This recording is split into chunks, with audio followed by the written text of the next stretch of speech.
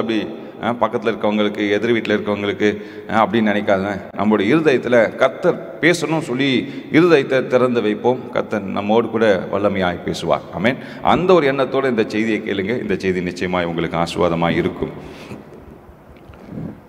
மத்தேயு 24ஆம் அதிகாரம், மத்தேயு 24ஆம் அதிகாரம் 13ஆம் வசனம். முடிவு பரியந்தமும் நிலைத்திருப்பவன் ரட்சிக்கப்படுவான். முடிவு பரியந்தமும் நிலைத்திருப்பவன் ரட்சிக்கப்படுவான். ஹல்லேலூயா, ஹல்லேலூயா. கடைசி வரையும் நிற்கிறவன் தான் தன்னுடைய வாழ்க்கையில் ஆசீர்வாதத்தை பெற்றுக்கொள்ள முடியும். கடைசி வரையும் ஓட்டத்தை ஓடுகிறவன் தான் அந்த ஆசீர்வாதமான அந்த பரிசை பெற்றுக்கொள்ள முடியும். பாதியிலே ஓடிட்டோன்னா அது குறித்து யாரும் பேச முடியாது. 99ஆம் ஆண்டு நடந்த ஒலிம்பிக்ஸ் எனக்கு சரியாக ஞாபகம் இல்லை, வருஷம் ஞாபகம் இல்லை. அதில் ஒரு ஒரு ஒரு சகோதரன் ஓடுகிறான். ஓடும்போது நிறைய அந்த வீடியோஸ் கூட இருக்குது. இதை குறித்து நான் செய்தியில் கூட பேசியிருக்கேன். அந்த ஓடும்போது பாருங்கள், நல்ல ட்ரைனிங் எடுத்த ஒரு மனுஷன் அந்த அந்த பந்தயத்துக்காக வெகு நாளாய் ஒலிம்பிக்ஸில் எப்படியாவது கோல்டு மெடல் வாங்கணும் சொல்லி பல முயற்சிகளை, பல டெஸ்ட்டுக்குள்ளாக, பல பயிற்சிகளுக்குள்ளாக, கடினமான பயிற்சிக்குள்ளாக சென்று அந்த ஒரு அந்த ஒரு கரெக்டான நாளில் எப்படியாவது அந்த கோல்டு மெடலை பெற்றுக்கொள்ள வேண்டும் சொல்லி தன்னை பலவிதமான பயிற்சிக்குள்ளாய் செலுத்தி கொண்ட ஒரு மனுஷன். இந்த மனுஷன் அந்த சத்தம் கேட்ட உடனே அந்த ட்ராக்கில் ஓட ஆரம்பிக்கிறான், பந்தயத்தில் ஓட ஆரம்பிக்கிறான், ஒலிம்பிக்ஸில் ஓடுறான். ஓடும்போது கொஞ்சம் தூரம் ஓடிட்டே இருக்கும்போது பார்த்தீங்கன்னா திடீர்னு அவன் காலில் அந்த நரம்பு பிடிச்சி இழுத்துருது. இழுத்த உடனே அந்த ஓடிக்கிட்டே துடிக்கிறான் அந்த மனுஷன். வீடியோஸ் கூட நீங்கள் யூடியூப்பில் இருக்குது, நீங்கள் பார்க்க முடியும். துடிப்பான். துடிக்கும்போது எப்படியாவது அந்த அந்த லைனை கிராஸ் பண்ணணும்னு சொல்லி முயற்சி செய்வான். அவனால் முடியாது.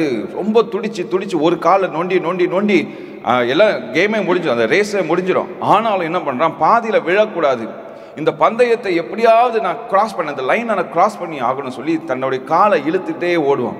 அப்படி ஓடுகிற சூழ்நிலையில் பார்த்தீங்கன்னா கேமராமேன்லாம் சுற்றி வந்துடுவாங்க. அவன் முயற்சி செய்கிறத பார்க்கணும்னு சொல்லிட்டு எல்லாருமே சுற்றி நிற்பாங்க. ஆனாலும் எல்லாரும் சொல்லுவாங்க, விட்டுட்டு பா இட்ஸ் ஓகே அப்படின்னு சொல்லி சொல்லுவாங்க. ஆனால் அவன் விடாமல் எப்படியா அந்த லைனை கிராஸ் பண்ணணும்னு சொல்லி அப்படியே ஓடிட்டே இருப்பான். ஓடிட்டே இருக்கும்போது திடீர்னு பார்த்தீங்கன்னா ஒருத்தர் உள்ளே ஓடி வருவார். அப்போது அங்கே இருந்த செக்யூரிட்டி கார்ட்ஸ்லாம் வந்து அவரை தடுப்பாங்க. தடுத்த உடனே அவர் சொல்லுவார், நான் அவனோட அப்பா அப்படின்னு சொன்ன உடனே எல்லாரும் அலோவ் பண்ணுவாங்க. இந்த அப்பா வந்து என்ன பண்ணுவார்னா, அந்த பையனோட கையை தூக்கி தோள் மேலே வைத்து கொண்டு அப்பா கட்டி அணைத்து கொண்டு இருவருமாய், முடிஞ்சு போன ரேஸ் தான், கோல்டு மெடல் எப்பயோ அனௌன்ஸ் பண்ணியாச்சு, 3 ப்ரைஸும் அனௌன்ஸ் பண்ணியாச்சு. ஆனாலும் இங்கே அப்பாவும் பையனும் இருவரும் இணைந்து என்ன பண்ணுவாங்கன்னா அந்த லைனை கிராஸ் பண்ணுவாங்க. இது அந்த லைனை கிராஸ் பண்ணது பார்த்தீங்கன்னா அன்னைக்கு யார் கோல்டு மெடல் வாங்கினாங்களோ அந்த பந்தயத்தில் அவர்களோட பேர் கூட பேசப்படலை. ஆனால் இந்த மனுஷனோட பெயர் வெகு நாளாய் பேசப்பட்டது, இன்றைக்கும் நம் மூலமாய் பேசப்பட்டு கொண்டு இருக்கிறது. ஏன்னா பாதியில் விட்டுட்டு ஓடுறது வந்து எந்த ஒரு இதுலையாலும் வந்து அது நல்லது கிடையாது. அது கிறிஸ்துவ வாழ்க்கையாக இருந்தாலும் சரி, குடும்ப வாழ்க்கையாக இருந்தாலும் சரி, படிப்பாக இருந்தாலும் சரி, நீங்கள் ஆரம்பித்த தொழிலாக இருந்தாலும் சரி, நெவர் பிரேக் இட். பாதியில் விட்டுறாதீங்க. அதை முழுமையாய் முடிப்பதற்காக முயற்சி எடுங்க. அது முழுமையாய் அதில் வெற்றி பெற வேண்டும் என்று சொல்லி முயற்சி செய்து அதை முடிக்கும் போது பாருங்க, அது மிகுந்த ஆசீர்வாதம். ஹல்லேலூயா. சில தப்புல விட்டுட்டு ஓடி வந்துடணும். தப்பு ஆரம்பிச்சுட்டா நாம் செய்தே முடிப்போம், அந்த இது கிடையாது. கர்த்தருக்குள்ளாக துவங்கின ஓட்டம் முடிவு பரியந்தம் சென்று முடிய வேண்டும். ஹல்லேலூயா. இதுதான் விசுவாசம், இதுதான் நம்பிக்கை. கர்த்தர் இதுக்கு இன்றைக்கு நம்ம இடத்துல இதை குறித்து தான் பேச போகிறார். கொஞ்சம் கவனம் செலுத்தி நான் பேசும்போதே, கர்த்தரின் மூலமாய் பேசும்போதே உங்கள் உள்ளத்தை ஆராய்ந்து பாருங்க. எந்தெந்த இடத்துல நான் வீக்னஸாக இருந்திருக்கேன், எந்தெந்த இடத்துல நான் குறைவாக இருந்திருக்கேன். அதுதான் நம்ம இந்த 21 நாளோட தீமை என்னன்னா, ஆண்டவரே வேதனை உண்டாக்கும் வழி என் இடத்தில் உண்டோ என்று சோதித்து பார்த்து நித்திய வழியில் என்னை நடத்துங்கன்னு சொல்லி நாம் கேட்கிறோம். அப்போது ஆண்டவர் சோதித்து பார்க்கும்போது நம்ம அலோவ் பண்ணணும். அலோவ் பண்ணுறதுக்கு உங்களுக்கு அந்த மனப்பான்மை இல்லைன்னா அமைதியாக கேளுங்க, கர்த்தர் பேசினா வாங்கி கொள்ளுங்க, இல்லை இது எனக்கு இல்லைன்னு சொல்லி நீங்கள் விட்டுடலாம். ஆனால் அலோவ் பண்ணுங்க, என்னை சுத்திகரிங்க, அந்த வாஞ்சையோடு கூட இருக்கும்போது பாருங்க பெரிய ஆசீர்வாதம். இப்போது இந்த 21 நாட்கள் நாங்கள் துவங்கி ஒரு 10 நாள் வந்தோடனே ஐயோ எங்களுக்கு ரொம்ப டயர்டாக இருக்குது, இங்கே நிறைய வேலை செய்ய வேண்டியதாக இருக்குது, நிறைய ஃபோன் கால்ஸ் வருது, எங்களால் சமாளிக்க முடியலன்னு சொல்லிட்டு பாதியில் நிறுத்தியிருந்தால் என்ன ஆயிருக்கும்? நீங்களும் என்ன நினச்சிருப்பீங்க? ஐயோ இந்த பையனுக்கு லூசு பயலுங்க, ஆர்வ கோளாறுல ஆரம்பிச்சிட்டானுங்க, ஆனால் பாதியில் விட்டுட்டு ஓடிட்டானுங்க. கண்டிப்பாக சொல்வீங்க. அதே போல தான் கிறிஸ்துவ வாழ்க்கையும் நம்ம ஆரம்பிக்கும் போது முடிக்கணும்னு சொல்லி அந்த ஒரு நோக்கத்தோடு கூட கர்த்தர் எதை துவக்கினாரோ அதை முடிக்க அவர் வல்லமை உள்ளவராயிருக்கிறார். அந்த வல்லமை உள்ள தேவனோடு கூட இணைந்து நானும் அதை முடிக்கணும். ஆமென். அந்த ஒரு விசுவாசத்தோட இந்த செய்தியை கேட்போம். வெளிப்படுத்துகிற விசேஷம் 3ஆம் அதிகாரம் 15-16 வசனங்கள். வெளிப்படுத்துகிற விசேஷம் 3ஆம் அதிகாரம் 15-16. உன் கிரியைகளை அறிந்திருக்கிறேன். நீ குளிருமல்ல அனலுமல்ல. நீ குளிராயாவது அனலாயாவது இருந்தால் நலமாயிருக்கும். இப்படி நீ குளிருமின்றி அனலுமின்றி வெதுவெதுப்பாய் இருக்கிறபடியினால் உன்னை என் வாய் நின்று வாந்தி பண்ணி போடுவேன். இந்த இடத்துல ஆண்டவர் சொல்லுகிற மிக கடினமான வார்த்தை 16ஆம் வசனம். இப்படி நீ குளிருமின்றி அனலுமின்றி வெதுவெதுப்பாய் இருக்கிறபடியினால் உன்னை என் வாய் நின்று வாந்தி பண்ணி போடுவேன். யோசிச்சு பாருங்க, வாந்தினா எப்படி? யோசிச்சு பாருங்க. நம்மளோட சரீரத்துக்கு அந்த உணவு ஒத்துக்கொள்ளனா தான் அந்த உணவு வந்து வெளியே வந்துடும் இல்லை? அந்த சரீரம், நம்ம சரீரத்துக்கு அந்த உணவு வந்து செட் ஆகலை, டைஜஸ்ட் ஆகலை, இது உள்ளே போனால் நமக்கு நல்லா இருக்காது அப்படி சொல்லி நம்மளோட சரீரம் ஃபீல் பண்ணதுனால என்ன பண்ணணும்னா அந்த உணவை, அந்த பொருட்களை என்ன பண்ணணும், வாந்தியாக வெளியே வந்துடும் இல்லை?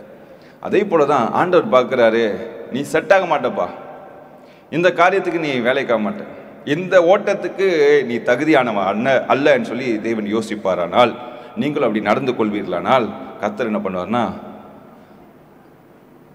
த்ரோ யூ அவே, வாந்தி பண்ணி போடுவேன்.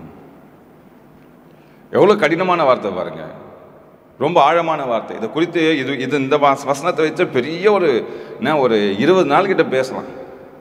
அவ்வளோ சத்தியம் இருக்குது இந்த வசனத்தில். ஸோ இப்போது இந்த குளிருமின்றி அனலுமின்றி அப்படின்னா என்ன அர்த்தம்னா, ஒரு பாத்திரத்தில் தண்ணீரை கொதிக்க வைக்கிறோம். கொதிக்க வைக்கும்போது பார்த்திங்கன்னா அது நல்ல பாயிலிங் பாயிண்ட் 100 டிகிரி செல்சியஸில் நல்லா கொதிக்குது. கொதித்த பிறகு இந்த ஸ்டவ்வை நம்ம ஆஃப் பண்ணிடுறோம். அந்த ஹீட் வந்து பாதுகாக்கல, ஃப்ளாஸ்கில் ஊற்றி வச்சா அந்த ஹீட் வந்து அப்படியே மெயின்டைன் ஆகிட்டே இருக்கும். இதே நம்ம வெறும் ரூமில் வச்சுட்டோன்னா, ஃபேன் கீழேயோ இல்லை நம்ம அப்படியே ஸ்டவ் மேலே வச்சுட்டா கூட என்ன ஆகும்னா அந்த ஹீட் வந்து அப்படியே ட்ராப் டவுன் ஆகி ரூம் டெம்பரேச்சர் ஹீட்டுன்னு சொல்லுவோம். என்ன சார்? Room temperature heat. அந்த ஹீட்டுக்கு இந்த தண்ணி மாறிடும். அப்போது இந்த தண்ணி என்னென்னா குளிருமாவும் இல்லை, சூடாகவும் இல்லை, அப்போது நார்மல் டெம்பரேச்சருக்கு மாறிடும். இந்த நார்மல் டெம்பரேச்சருக்கு ஆண்டவருக்கு தேவையில்லை. ஒன்று அவருக்காக அனலாக இருக்கு, இல்லையா உன் வாழ்க்கையை நீ வாழு. இங்கே ஆற்றுல ஒரு கால் சேத்துல ஒரு கால் வாழாது. பைபிளை தூக்காத, அதே நேரத்தில் கெட்ட எண்ணங்களோடு கூட வாழாது. சபைக்கு போ, அதே நேரத்தில் பாருக்கும் போ அப்படி சொல்லி ஆண்டவர் சொல்லலை. சபைக்கு போறியா, சபையிலே இரு, அதுக்கு நீ பார்லேயே போய் இருன்னு சொல்லலை. இந்த சைடு வந்துடு, முழுமையாக வந்துடு அப்படின்னு தான் ஆண்டவர் சொல்லுகிறார். ஆமென். ஆண்டவர் எப்பொழுதுமே துவக்கினதை முடிக்க வல்லமை உள்ளவராக இருக்கிறார். ஹல்லேலூயா. தேவன் எப்பொழுதுமே துவக்கினதை முடிக்கிற தேவன். அவன் சொல்லுங்க, தேவன் துவக்கினதை முடிக்கிற தேவன். எந்த ஒரு திருமணமாக இருந்தால் கூட சரி, அந்த திருமணம் நடக்கும்போது பாருங்கள், எல்லோரும் இணைந்து சந்தோஷமாக அந்த திருமணத்தை நடத்தி வைக்கிறாங்க. ஆனால் அந்த திருமணம் பாதியிலே பிரேக் ஆகும்போது பாருங்கள், எல்லாருக்குள்ளேயும் கசப்பு வரும், எல்லாருக்குள்ளேயும் வேதனை. இப்படிலாம் கிராண்டாக பண்ணாங்க கல்யாணம், ஆனால் இன்னைக்கு இந்த கல்யாணம் பாருங்கள் இப்படி முடிஞ்சு போச்சு. சில குடும்பத்தில் இன்றைக்கும் நடக்குது, கல்யாணம் ஆன அடுத்த நாளே டிவோர்ஸ் வேணும்னு சொல்லி நிற்கிறாங்க. இவன் செட் ஆக மாட்டான், இவன் செட் ஆக மாட்டான் எனக்கு, என்னோட குடும்பத்துக்கு. அதுக்கு முன்னாடி ரொம்ப நாளாக பழகிருப்பாங்க, ஃபோனில் பேசியிருப்பாங்க, வெளியே போய் சாப்பிட்ருப்பாங்க, நல்ல ஒரு ஐக்கியம் இருந்திருக்கும். ஆனால் கல்யாணம் அடுத்த நாளே சொல்லுவாங்க இவன் செட் ஆக மாட்டான். இப்படிப்பட்ட திருமணங்களை ஆண்டவர் பிரியப்படுவதில்லை, நாம கூட பிரியப்பட மாட்டோம். என்ன சொல்லுவாங்க, அட பாவீங்களா, இவ்வளோலாம் பிரயாசப்பட்டு பண்ணீங்க, இவ்வளோ செலவு பண்ணி கிராண்டாக திருமணம் பண்ணீங்க, இப்போ இந்த திருமணத்தை முடிச்சிட்டிங்களே, திருமண உறவை முடித்து விட்டீங்களே, இந்த திருமணம் ஃபெயிலியராக போயிடுச்சு. ஒரு வேளை யோசிச்சு பாருங்க, திருமணம் ஆன பிறகு 2 குழந்தை வந்துடுச்சு, அப்போது மேரேஜ் வந்து பிரேக் பண்ணணும் சொல்லி யோசிச்சிங்கன்னா, மேரேஜ் லைஃப்பை பிரேக் பண்ணணும் யோசிச்சிங்கன்னா, அப்போது அந்த குழந்தையோட வாழ்க்கை என்ன ஆகும் யோசிச்சு பாருங்களேன். அந்த குழந்தை என்ன பண்ணும்? அப்பா அன்பு இல்லாமல் வளரும், இல்லை அம்மா அன்பு இல்லாமல் வளரும். இப்படிப்பட்ட சூழ்நிலைக்குள்ளாக இந்த திருமணம் சென்று விடும். அதுதான் என்னன்னா, ஒரு காரியத்தை நம்ம துவங்கிட்டோன்னா அதை முடிக்கணும். ஹல்லேலூயா. ஹல்லேலூயா. திருமண வாழ்க்கைன்னு சொல்றது ஒரு எக்ஸாம்பிள் தான். இது போல் நிறைய எக்ஸாம்பிள் நம்ம சொல்ல முடியும். ஒரு ஊழியத்தை ஸ்டார்ட் பண்ணுறோம், ஸ்டார்ட் பண்ண பிறகு அந்த ஊழியம் எனக்கு செட் ஆகலன்னு சொல்லி முடிக்கிறது வந்து மிகுந்த வேதனையை தரும். ஊழியமாக இருந்தாலும் சரி, திருமண உறவாக இருந்தாலும் சரி, நம்ம செய்த ஒரு பிஸ்னஸாக இருந்தாலும் சரி, இது போல பல இடங்களில் துவக்கினதை நம்ம முடித்தே ஆக வேண்டும். ஹல்லேலூயா. துவக்கினதை முடிக்கணும். யோவான் 4ஆம் அதிகாரம் 34ஆம் வசனத்தில் நாம் வாசிக்கிறோம். இயேசு அவர்களை நோக்கி, நான் என்னை அனுப்பினவருடைய சித்தத்தின்படி செய்து அவருடைய கிரியையை முடிப்பதே என்னுடைய போஜனமாயிருக்கிறது. ஹல்லேலூயா.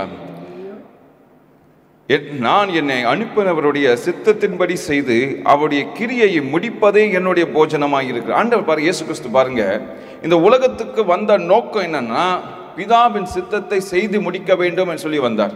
அவருக்கு கொடுக்கப்பட்ட வேலையை முழுமையாய் முடிக்கணும். எப்போ முடியும்னா, சிலுவையை ஏறி சிலுவையில மரித்து 3ஆம் நாள் உயிரோடு எழும்புறார் பார்த்தீங்களா, அது வரைக்கும் அவர் காத்திருக்கணும், இந்த பாதையில செல்லணும். 33 ஆண்டுகள் இயேசு சுவாமி இந்த பாடுகளுக்குள்ளாக, மேபி குழந்தையா பிறந்த போது பார்த்தீங்கன்னா எல்லா தூக்கி கொஞ்சிருப்பாங்க. அந்த அந்த மனுஷனாய் வாழ்ந்தார்ல, அதுக்காக சொல்கிறேன் நான். அந்த பீரியட், ஒரு குழந்தைன்ற பீரியடை தாண்டின உடனே அவர் என்ன பண்ணார்னா, தேவாலயத்துக்கு போக ஆரம்பித்தார். அங்கேயே டீச்சிங் சொல்லி கொடுக்க ஆரம்பித்தார். பலரோட கண்களில் தயவில் வளர்ந்தார். இப்படியே வளர்ந்த நாட்களில் கடைசியாக ஊழியத்தை ஸ்டார்ட் பண்ண உடனே அவருக்கு போராட்டம் ஆரம்பிக்குது. எடுத்த உடனே சாத்தானோட கூட போராட்டம். குழந்தை பிறக்கிறதுக்கு முன்பாகவே சாத்தான் அவருக்கு விரோதமாக செயல்பட ஆரம்பித்தான். அப்போவே அவர் கிவ் அப் பண்ணல. அவர் என்ன பண்ணுறாருன்னா, தன்னுடைய மரணம் பரியந்தமும் அந்த சிலுவை முழுமையாக ஏற்று அந்த பாடுகளை அனுபவித்து கடைசி சொட்டு ரத்தத்தை சிந்தி உலகத்தை மீட்டெடுக்கும் வரைக்கும் தனக்கு கொடுக்கப்பட்ட அந்த திட்டத்தில் அவர் நின்றார். இன்றைக்கு பலர் சில சூழ்நிலைகள் நம்மளை நெருக்கும் போது, ஐயோ இதெல்லாம் முடியாது. நிறைய பேரண்ட்ஸ் கஷ்டப்பட்டு காலேஜிலலாம் சேர்த்து விடுவோம். நமக்கு ஒரு ஆசை இல்லை, நம்மளோட பிள்ளைகளும் டாக்டராக மாறணும், இன்ஜினியராக மாறணும், பெரிய உத்தியோகத்தில் உட்காரணும்னு சொல்லி நம்மளும் பல முயற்சிகளை கடனை உடனே வாங்கி எப்படியாவது என் பிள்ளைய நர்சிங் படிக்க வைக்கணும், டாக்டர் படிக்க வைக்கணும், இன்ஜினியரிங் படிக்க வைக்கணும், பெரிய பெரிய படிப்புகளை சேரணும்னு சொல்லி சேர்த்து விடுவோம். சேர்த்து விட்ட உடனே அந்த பிள்ளைங்க பாதியிலே ஏதோ குறும்புதனம் பண்ணி காலேஜ் விட்டு ஓடி வந்துருச்சுன்னா எவ்வளோ வேதனை இருக்கும் யோசிச்சு பாருங்களேன். ஐயோ நம்ம பட்ட பிரயாசம்லாம் வீணாக போயிடுச்சு. ஒவ்வொரு முறையும் நீங்களும் கர்த்தருடைய வழியிலிருந்து பின்வாங்கி செல்லும்போது பாருங்க, கர்த்தருடைய மனமும் அப்படி தான் உங்களை குறித்து வேதனைப்படும். யோசிச்சு பாருங்க, ஒரு ஏழ்மையான குடும்பம், ரொம்ப ஏழ்மையான குடும்பம், இந்த பிள்ளைய படிப்பை வைப்பதுக்காக வீட்டில் சாப்பிடக்கூட காசு இல்லை. ஆனால் தனக்கு இருக்கிற ஒரு லேண்டை விற்று இந்த பிள்ளைய படிக்க வைக்கிறாங்க.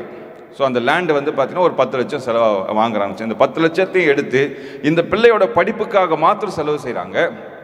செலவு செய்து இந்த பிள்ளைய காலேஜில் போய் சேர்க்குறாங்க. போய் 6 மாதத்தில் இந்த 10 லட்சமும் கழிஞ்சு போச்சு, முடிஞ்சிடுச்சு.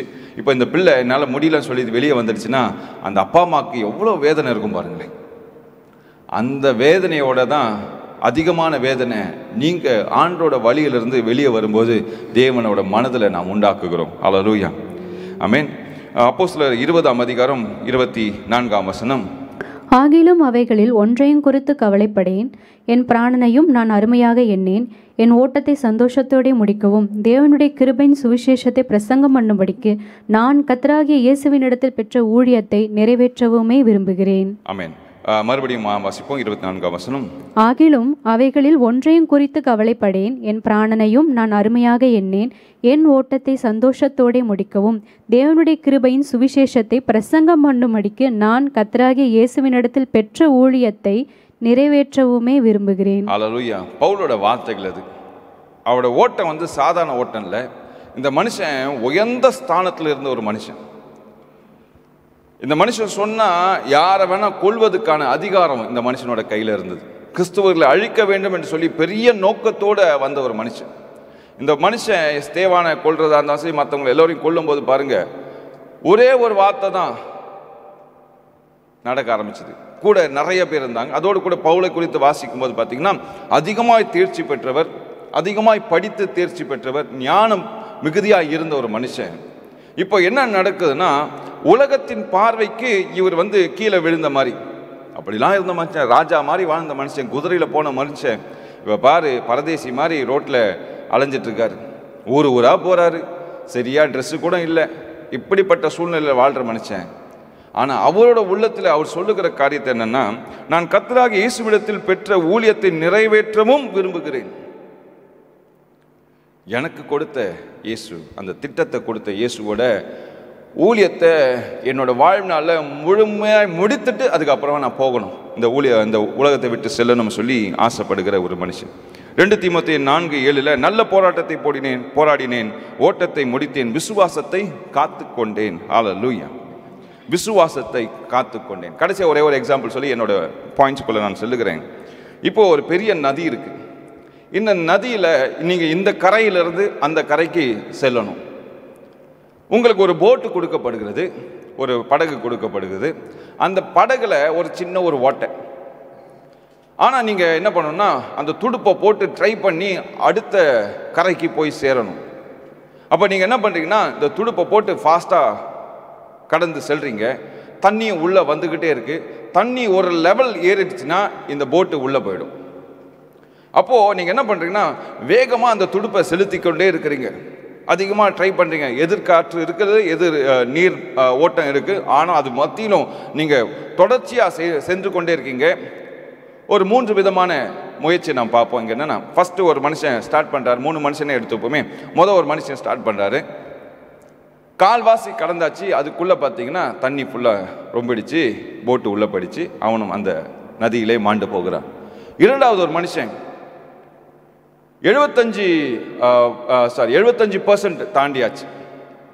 அந்த நதியில் முக்காவாசி தாண்டியாச்சு. அது பின்பா அதுக்குள்ளே இந்த போட்டுக்குள்ளே தண்ணி வந்து அவனும் அதுக்குள்ளாக மூழ்கி போகிறான். இன்னொரு மனுஷன் இருக்கான். அவனும் வந்து பயங்கரமாக துடுப்பை ஃபாஸ்ட்டாக செலுத்துற. எவ்வளோ துடுப்பை அதிகமாக யூஸ் பண்ணுறானோ அவ்வளோ ஃபாஸ்ட்டாக போட்டு கடந்து செல்லுகிறது. தண்ணியும் வேகத்தை என்னென்னா அந்த டைமுக்குள்ளே, இப்போது ஃபார் எக்ஸாம்பிள் இந்த இடத்துலேருந்து அந்த இடத்துக்குள்ளே போகிறதுக்குள்ளே ஒரு 15 நிமிஷத்துக்குள்ளே போகணும்னா இவன் என்ன பண்ணணும்னா அந்த 15 நிமிஷத்துனா ஒரு 14 நிமிஷத்துக்குள்ளே அங்கே கடந்தால் தான் கரையில் போய் சேர முடியும். இப்போ 3வது மனுஷனும் தன்னால் முடிஞ்சதை ட்ரை பண்ணி 99% போயிட்டான். கிட்டத்தட்ட போயிட்டான். அதுக்குள்ளே போட்டு உள்ளே முழுகிடுச்சு. இங்கே 25% போனவனும் உள்ளே முழுகிட்டான். 75% போனவனும் உள்ளே முழுகிட்டான். 99% போனவனும் உள்ளே முழுகிட்டான்.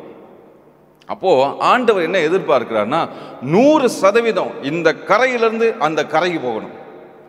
எத்தனை போராட்டம் வந்தாலும் சரி, எத்தனை பிரச்சனைகள் வந்தாலும், எத்தனை அவமானங்கள் வந்தாலும் கர்த்தர் கொடுத்த திட்டத்தை நிறைவேற்றி முடிப்பேன். ஹல்லேலூயா.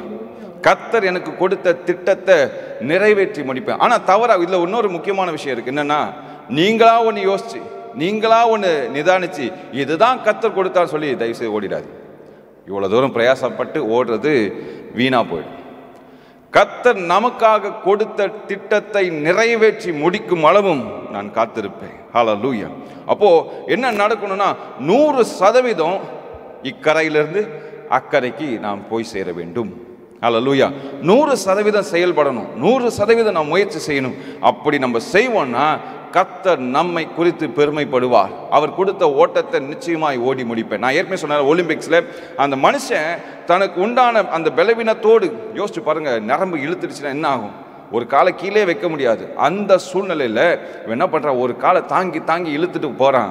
ஆனால் அங்கே நடந்த ஒரு பெரிய அற்புதம்னா அந்த பிள்ளையோட அப்பா வந்து அவனை அழகாக கொண்டு செல்கிறார். இன்றைக்கு கூட இந்த ஓட்டத்தை என்னால் ஓட முடியல, இந்த ஓட்டத்தை என்னால் முழுமையாக கடக்க முடியல சொல்லி நீங்கள் கவலைப்பட்டு கொண்டு இருந்தீங்கன்னா இந்த நேரத்தில் அப்பா பிதாவேன்னு சொல்லி நோக்கி கூப்பிடுகிற வேளைகளை என் தேவனாகிய கர்த்தர் மகிமையாக இறங்கி உங்களை தோளிலே சுமந்து செல்லுகிற தேவனாய் அவர் இருக்கிறார். இந்த ஓட்டத்தை ஜெயமாய் முடிக்கத்தக்கதான வல்லமையை உங்களுக்கு கொடுக்கிற தேவனாய் இருக்கிறார். அந்த தேவன் மகா பெரிய தேவன், வல்லமை உள்ள தேவன், உங்களை தோளிலே சுமந்து செல்லுகிற தேவனாய் இருக்கிறார். 99 ஆடு இருக்கு, அதுல 1 தொலைஞ்சு போச்சு. ஆனா இந்த ஏசாமி என்ன சொல்றாருன்னா, இந்த மைப்பன் சென்று அந்த ஆடை கண்டுபிடித்து தன்னோட தோளில சுமந்து கொண்டு வருகிறான்னு சொல்லி நீங்க பாக்குறீங்க. ஹல்லேலூயா. என்ன சொல்றாருன்னா, அந்த மந்தைக்குள்ள வந்துடு, இதுக்காக பிரயாசப்படு அப்படி சொல்லி என்ன பண்றாரு, கொண்டு வருகிறார். தேவனும் இன்றைக்கு நீங்கள் ஒருவேளை இந்த செய்தியின் முடிவில் ஆமாம் பிரதர் நான் விட்டுட்டேன், பாதியில் விட்டுட்டேன்னு சொன்னீங்கன்னா இன்றைக்கு அந்த நல்ல மெய்ப்பன் உங்களை தேடி வருகிற தெய்வமாக இருக்கிறார். ஹல்லேலூயா. உங்களுக்கு சில பாயிண்ட்ஸ் நான் சொல்கிறேன், எந்தெந்த இடத்துல நம்ம தவறி போகணும் இதை மாத்திரம் நம்ம பார்த்து நம்ம முடிச்சு விடுவோம். சுருக்கமாக எவ்வளோ சீக்கிரம் முடிக்கிறோமோ முடிக்கிறேன். கர்த்தர் நிச்சயமாக இந்த வார்த்தை மூலமாக உங்களோடு கூட பேசுவாராக. முதலாவது மார்க் எழுதின சுவிசேஷம் 10ஆம் அதிகாரம் 22ஆம் வசனம். அவன் மிகுந்த ஆஸ்தியுள்ளவனாய் இருந்தபடியால் இந்த வார்த்தையை கேட்டு மனம் அடிந்து துக்கத்தோடு போய்விட்டான். இதை யாரை குறித்து பேசுகிறோம் என்று சொல்லி உங்களுக்கு நன்றாக புரியும். ஒரு வாலிபன் வருகிறான், இயேசுவிடத்தில் வந்து நித்திய ஜீவனை, நித்திய வழியை, நித்திய வாழ்வை பெற்றுக்கொள்வதற்கு நான் என்ன செய்யணும்னு சொல்லி கேட்ட உடனே இயேசுசாமி அவனிடத்தை சொல்லுகிறார், இந்த கட்டளையெல்லாம் நீ ஃபாலோ பண்ணு சொன்னால் அவன் சொல்கிறான், நான் இள வயதுலேருந்து இதை நான் ஃபாலோ பண்ணுறேன், ஒரு கட்டளை கூட நான் மீறினதில்லை, கரெக்டாக வாழ்கிறேன். அப்போ இயேசுசாமி சொல்கிறாரு, அப்போது உனக்கு உண்டான ஆஸ்திகளை, நீ பெரிய பணக்காரன், உனக்கு உண்டான ஆஸ்திகளை என்ன பண்ணு, நீ விற்று ஏழைகளுக்கு கொடுத்து தேவனை பின்பற்றுன்னு சொன்ன உடனே என்ன பண்ணுறான், அவன் மிகுந்த ஆஸ்தி உள்ளவனாக இருந்தபடியால் இந்த வார்த்தையை கேட்டு மனமடிந்து துக்கத்தோடு போய்விட்டான். ஐயோ, என்னால் இதை செய்ய முடியாது, என்னால் செய்ய முடியாதே அப்படின்னு சொல்லி, இவ்வளோ ஆஸ்தி இருக்குது, இது எல்லாத்தையும் நான் எப்படி விற்று போடுவேன் அப்படி சொல்லி தனக்குள்ளாக வேதனைப்பட்டு அவன் கடந்து போகிறான். ஆனால் ஆண்டவர் என்ன பண்ணுறாருன்னா, நீ இயேசு கிறிஸ்துவை விசுவாசிக்கிற பிள்ளையாக இருந்தால் நீ என்ன செய்யணும்னா, இந்த சிலுவையை சுமந்து வரணும். உனக்காக கொடுக்கப்பட்ட சிலுவையை நீ சுமந்து வரும்போது தான் உனக்காக கொடுக்கப்பட்ட அந்த டெஸ்டினேஷன் பாயிண்ட்டை, உனக்காக குறிப்பிடப்பட்ட அந்த இடத்தை நீ போய் சேர முடியும். அல்லேலூயா. ஆண்டவர் எப்பொழுதுமே நம்மை கொண்டு போய் சேர்க்கிற தேவனாக இருக்கிறார், அதுக்காக உதவி செய்கிற தேவனாக இருக்கிறார், அதுக்கு ஆலோசனை கொடுக்கிற தேவனாக இருக்கிறார், அதுக்கு தேவையான பலனை கொடுக்கிற தேவனாக இருக்கிறார். ஆனால் நம்மளோட உள்ள என்னன்னா, இது என்னால் செய்ய முடியாது. அப்போது ஆண்டோடைய வார்த்தையை அக்செப்ட் பண்ணுறதை நம்ம நிறுத்திட்டோம். இன்றைக்கு பலர் தேவனுடைய வழியிலிருந்து பின்வாங்குவதற்கான முக்கியமான காரணம்னா, கர்த்தருடைய வார்த்தையை அக்செப்ட் பண்ணிப்பது நிறுத்திட்டோம். இது எனக்கான வார்த்தை இல்லை, இது அவங்களுக்கான வார்த்தை, இது பக்கத்து வீட்டில் இருக்கிறவங்களுக்கு வார்த்தை. நம்ம கல்யாணத்தில் சொல்லுவோம், வேடிக்கை சொல்லுவோம்ல, பிரதர் இங்கே பக்கத்து இலையில சாப்பாடு வரல அப்படின்னு சொல்லி பல நேரத்தில் பக்கத்து இலையே பார்த்துட்டு இருக்கோம், நம்ம இலையே பார்க்கறது இல்லை. பக்கத்து இலையை பார்க்காதீங்க, உங்க இலையை பாருங்க, உங்க வாழ்க்கை எப்படி போகுதுன்னு பாருங்க. இது எனக்கான வார்த்தை, இது எனக்கான உணவுன்னு சொல்லி நம்ம அக்செப்ட் பண்ணி போகும்போதுதான் ஆண்டவர் நிச்சயமாய் உங்களை ஆசீர்வதித்து முடிவு பர்யந்தம் உங்களை நடத்துகிற தேவனாய் இருக்கிறார். அல்லேலூயா. Believe on the word. ஆண்டவர் சொல்றதை அக்செப்ட் பண்ணி ஏற்றுக்கொள்ளுங்க. இந்த பணக்கார வாலிபன் என்ன பண்ணிட்டான், அதை அக்செப்ட் பண்ணிக்க முடியல, அவனால ஏற்றுக்கொள்ள முடியல, மனமடிந்து விட்டுட்டு போயிட்டான், பாதியிலே ஓடிட்டான். இது என்னால் முடியாது, இந்த காரியத்தை என்னால் செய்ய முடியாதுன்னு சொல்லி ஓடிட்டான். இன்றைக்கு ஒரு தீர்மானம் எடுப்போம், ஆண்டோட வார்த்தையை நான் அக்செப்ட் பண்ண போறேன். சொல்லுங்க, ஆண்டோட வார்த்தையை நான் அக்செப்ட் பண்ண போறேன். ஆண்டவர் எவ்வளவு கடினமா பேசினா கூட நான் அக்செப்ட் பண்ணிப்பேன். இந்த 21 நாட்களும் ஆல்மோஸ்ட் ஒரு 75% ஆஃப் மெசேஜ் வந்து ரொம்ப கடினமான வழியில ஆண்டவர் நம்ம உள்ளத்தை மாற்றுகிறார். நானும் கேட்ட, ஆண்டவர் இவ்வளோ கடினமாக பேசணுமா, இதுதான் நீ பேசணும்னு சொல்லி ஆண்டவர் திட்டவட்டமாக என்னோடு கூட பேசினதுனால தான் நான் இங்கே வந்து நிற்கிறேன், இல்லைன்னா நான் நிற்கவே மாட்டேன். அதுக்கு மறுபடியும் நான் சொல்கிறேன், இந்த வார்த்தை உங்களுக்கு டெலிவர் ஆகிறதுக்கு முன்னால் எனக்குள்ளே ஆண்டவர் அந்த லெட்டரை எனக்கு போட்டார், நான் படித்தேன். இன்னைக்கு அதுதான் உங்களிடத்தில் இந்த லெட்டரை படித்து காமிக்கிறேன், அவ்வளோதான் அவர் கொடுத்த வார்த்தைகள். ஹல்லேலூயா, ஆமென். முதலாவது அக்செப்ட் பண்ணுறதை நிறுத்திட்டோம்.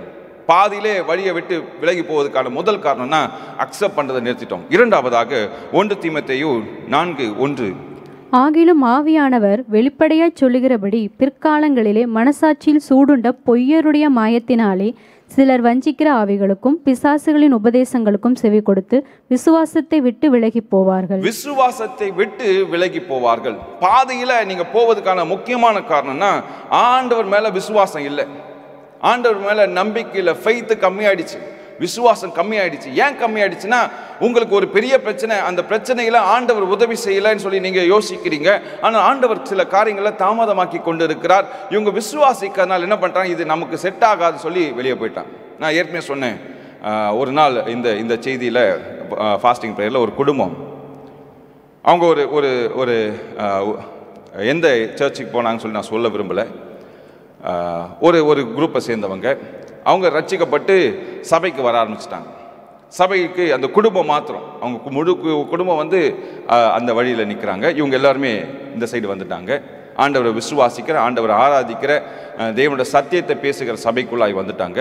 இப்போது இவங்களுக்குள்ளாக பெரிய போராட்டம், பயங்கர அவமானம், பிரச்சனைகள், அவமானங்கள் மத்தியில் வாழ்கிற ஒரு சூழ்நிலை. அப்போது சொந்தக்காரங்களாம் வந்து சொல்கிறாங்க, நீ ஒழுங்காக இங்கே இருந்தீங்கன்னா நல்லா இருந்திருக்கோம்ல, நாங்களாம் எவ்வளோ வசதியாக இருக்கோம் பார் அப்படின்னு சொன்னாங்க. சொல்லியும் இவங்களும் போராடி பார்த்தாங்க, பல ஆண்டுகளாக போராடி பார்த்தாங்க, ஒன்றும் நடக்கலை. அப்போது இவங்க குடும்பமாய் ஒன்றை தீர்மானம் செய்கிறாங்க. என்ன செய்கிறாங்கன்னா, ஓகே இவ்வளோ நாள் நம்ம வாழ்ந்து பார்த்துட்டோம், இந்த சபைக்கு போய் பார்த்துட்டோம், நம்ம என்ன பண்ணுவோம்னா இப்போது மறுபடியுமாய் நம்ம பழைய இடத்துக்கு போயிடுவோம் சொல்லி குடும்பமாய் தீர்மானம் செய்கிறாங்க. செய்துட்டு ஓகே இந்த ஞாயிற்றுக்கிழமை நம்ம அங்கே போவோம், அப்படி சொல்லி பிளான் பண்ணி கொண்டு இருக்க வேளையிலே ஆண்டோட வார்த்தை அவளோடு கூட இடைப்பட்டபடினாலே இன்றைக்கு மறுபடியும் என்ன ஆனாலும் சரி நான் இயேசு கிறிஸ்துவின் பாதையை விட்டு நான் வெளியே செல்ல மாட்டேன்னு சொல்லி முடிவு பண்ணாங்க. அப்போ இந்த குடும்பத்துக்குள்ள என்ன நடக்குதுன்னா, ஆண்டவர் நமக்கு உதவி செய்வான்னு சொல்லி அந்த விசுவாசம் குறைந்ததுனால வழி தவறி போக ஆரம்பிச்சிட்டாங்க. நீங்க ஆபிரகாம் சாராவில் பார்த்தீங்கன்னா ஆண்டோட வாக்குத்தத்தம் இருந்துச்சு. ஆனால் அந்த வாக்குத்தத்தங்கள் தாமதம் ஆவதனால இவங்க பிளான் பியை செலக்ட் பண்றாங்க. ஆண்டவர் கொடுத்த பிளான் ஏ அந்தபடியே நம்ம போவோம்னு சொல்லி காத்திருந்தாங்கன்னா இன்றைக்கு பல பிரச்சனையிலேருந்து இந்த உலகம் தப்பி இருக்கும். ஆனால் அவர்கள் பிளான் பியை செலக்ட் பண்ண ஆரம்பிச்சாங்க. அந்த பிளான் பி இன்னை வரைக்கும் சரி கிறிஸ்துவர்களுக்கு பெரிய ஒரு போராட்டமாகவே இருக்கு. அல்லேலூயா, ஆமென். முதலாவது இந்த ஆண்டவரை விசுவாசிக்கல நடக்கிற மிகப்பெரிய பிரச்சனைனா இந்த தாமதமாகுவதனால நம்ம விசுவாசத்தை விட்டு வெளியேறி செல்லுகிறோம்.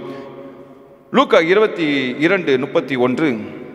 பின்னும் கர்த்தர், சீமோனே சீமோனே, இதோ கோதுமையை சுளக்கினால் புடைக்கிறது போல சாத்தான் உங்களை புடைக்கிறதற்கு உத்தரவு கேட்டுக்கொண்டான். சில நேரங்களில் நம்முடைய விசுவாசம் குறைவதற்கான முக்கியமான காரணம் என்னன்னா சாத்தானோட சோதனைகள். ஆண்டவர் சொல்ற திராணிக்கு மேல உன்னை சோதிக்க விட மாட்டேன். யோபு கிட்ட அவனோட திராணி என்னன்னு சொல்லி ஆண்டவருக்கு தெரியும். அதான் சொல்றேன், அவன் ஜீவனை மட்டும் தொடுவதற்கு உனக்கு அதிகாரம் கிடையாது சொல்லி வேலி அடைத்து வைத்து கொண்டார். அந்த இடத்த மட்டும் வேலி போட்டார். ஃபர்ஸ்ட் அவனோட குடும்பத்தை, அவனோட சொத்துக்கள் மேலே, அவனோட வாழ்கிற பகுதி மேலே எல்லா இடத்துலையும் வேலிகள் இருந்துச்சு. சாத்தான் அவனை சோதிக்க வேண்டும் சொல்லி கேட்டபடினாலே ஆண்டவர் என்ன பண்றாருன்னா, ஓகே ரைட், நீ போலாம். திருப்பி சாத்தான் வரான், நீ இந்த இடத்துலலாம் அவனை சரித்தை சுற்றி வேலி அடைச்சி வச்சிருக்கீங்களே, ரத்த கோட்டை நிற்குதே, ரத்தத்தின் மதில் பாதுகாப்புதே, அதனால் என்ன பண்ணணும்னா நான் இன்னும் கொஞ்சம் உள்ளே போகணும், இன்னும் போய் அவனை டெஸ்ட் பண்ணணும் அப்படி சொல்லி கேட்டோன்னு, ஓகே உனக்கு எல்லாத்துக்கும் நான் கதவை திறக்கிறேன், ஆனால் அவனோட சரீரத்தை தொடுவதற்கு உனக்கு அதிகாரம் கிடையாதுன்னு சொன்ன உடனே இவன் என்ன பண்ணுறான், எல்லா விதமான வியாதிகளை கொண்டு வருகிறான். சாம்பலில் உட்கார்ந்துருக்க சூழ்நிலை, ராஜா மாதிரி வாழ்ந்த மனுஷன் எல்லாவற்றிலும் இருந்தாலும் தன்னை வாயினால் பாவம் செய்யவில்லை. அல்லேலூயா. இப்போ என்ன நடக்குதுன்னா சாத்தானோட சோதனையினால பல நேரத்தில் நாம் கிறிஸ்துவை விட்டு பின்வாங்கி செல்லுகிறோம். நான் சொல்லும் போது எந்தெந்த இடத்துல நாம் பின்வாங்கியிருக்கோம் சொல்லி உங்கள் சிந்தைக்குள்ளா நீங்கள் யோசித்து கொண்டே இருங்க. கர்த்தர் எந்த இடத்துல நீங்கள் வீக்காக இருக்கீங்க, எந்த இடத்துல நீங்கள் தவறி போயிட்டீங்கன்னு சொல்லி பல இடங்களில் தவறி போட்டோன்னா எல்லாருமே தவறி போயிட்டு தான் இருக்கோம். ஆண்டு சொன்ன பாதை விட்டு எங்கேயோ ஒரு வழியில் கொஞ்சம் அப்படியே இது ஷார்ட்கட்டாக இருக்குமே சொல்லி வேறு ஒரு பாதையை செலக்ட் பண்ணி அதுக்குள்ளே போயிட்டுருக்கோம். ஆனால் ஆண்டவர் நம்மோடு கூட பேசும்போதே எந்த இடத்துல நம்ம வீக்காக இருக்கும், எந்த இடத்துல நம்ம கரெக்ட் பண்ண சொல்லி அதை மாத்திரம் நம்ம யோசிப்போம். கர்த்தர் நம்மோடு கூட பேசுவாராக. சத்ருவின் சோதனையினால பல நேரங்களில் விசுவாசத்தை விட்டு விலகி போகிறோம். தீமோத்தேயு 1 தீமோத்தேயு 1:19. இந்த நல் மனசாட்சியை சிலர் தள்ளிவிட்டு விசுவாசமாகிய கப்பலை சேதப்படுத்தினார்கள். தங்களுடைய மனசாட்சிக்கு விரோதமாய் செயல்பட ஆரம்பிச்சாங்க. மனசாட்சிக்கு விரோதமாக செயல்பட்டதுனால விசுவாசத்தை விலகிட்டாங்க. பல சூழ்நிலையில் நம்முடைய மனசாட்சி, நேற்று கூட அதை குறித்து ரொம்ப டீட்டெயிலாக நம்ம பார்த்தோம். மனசாட்சி நமக்கு எப்பொழுதுமே ஆவியான ஒரு துணையோடு கூட செயல்படணும்.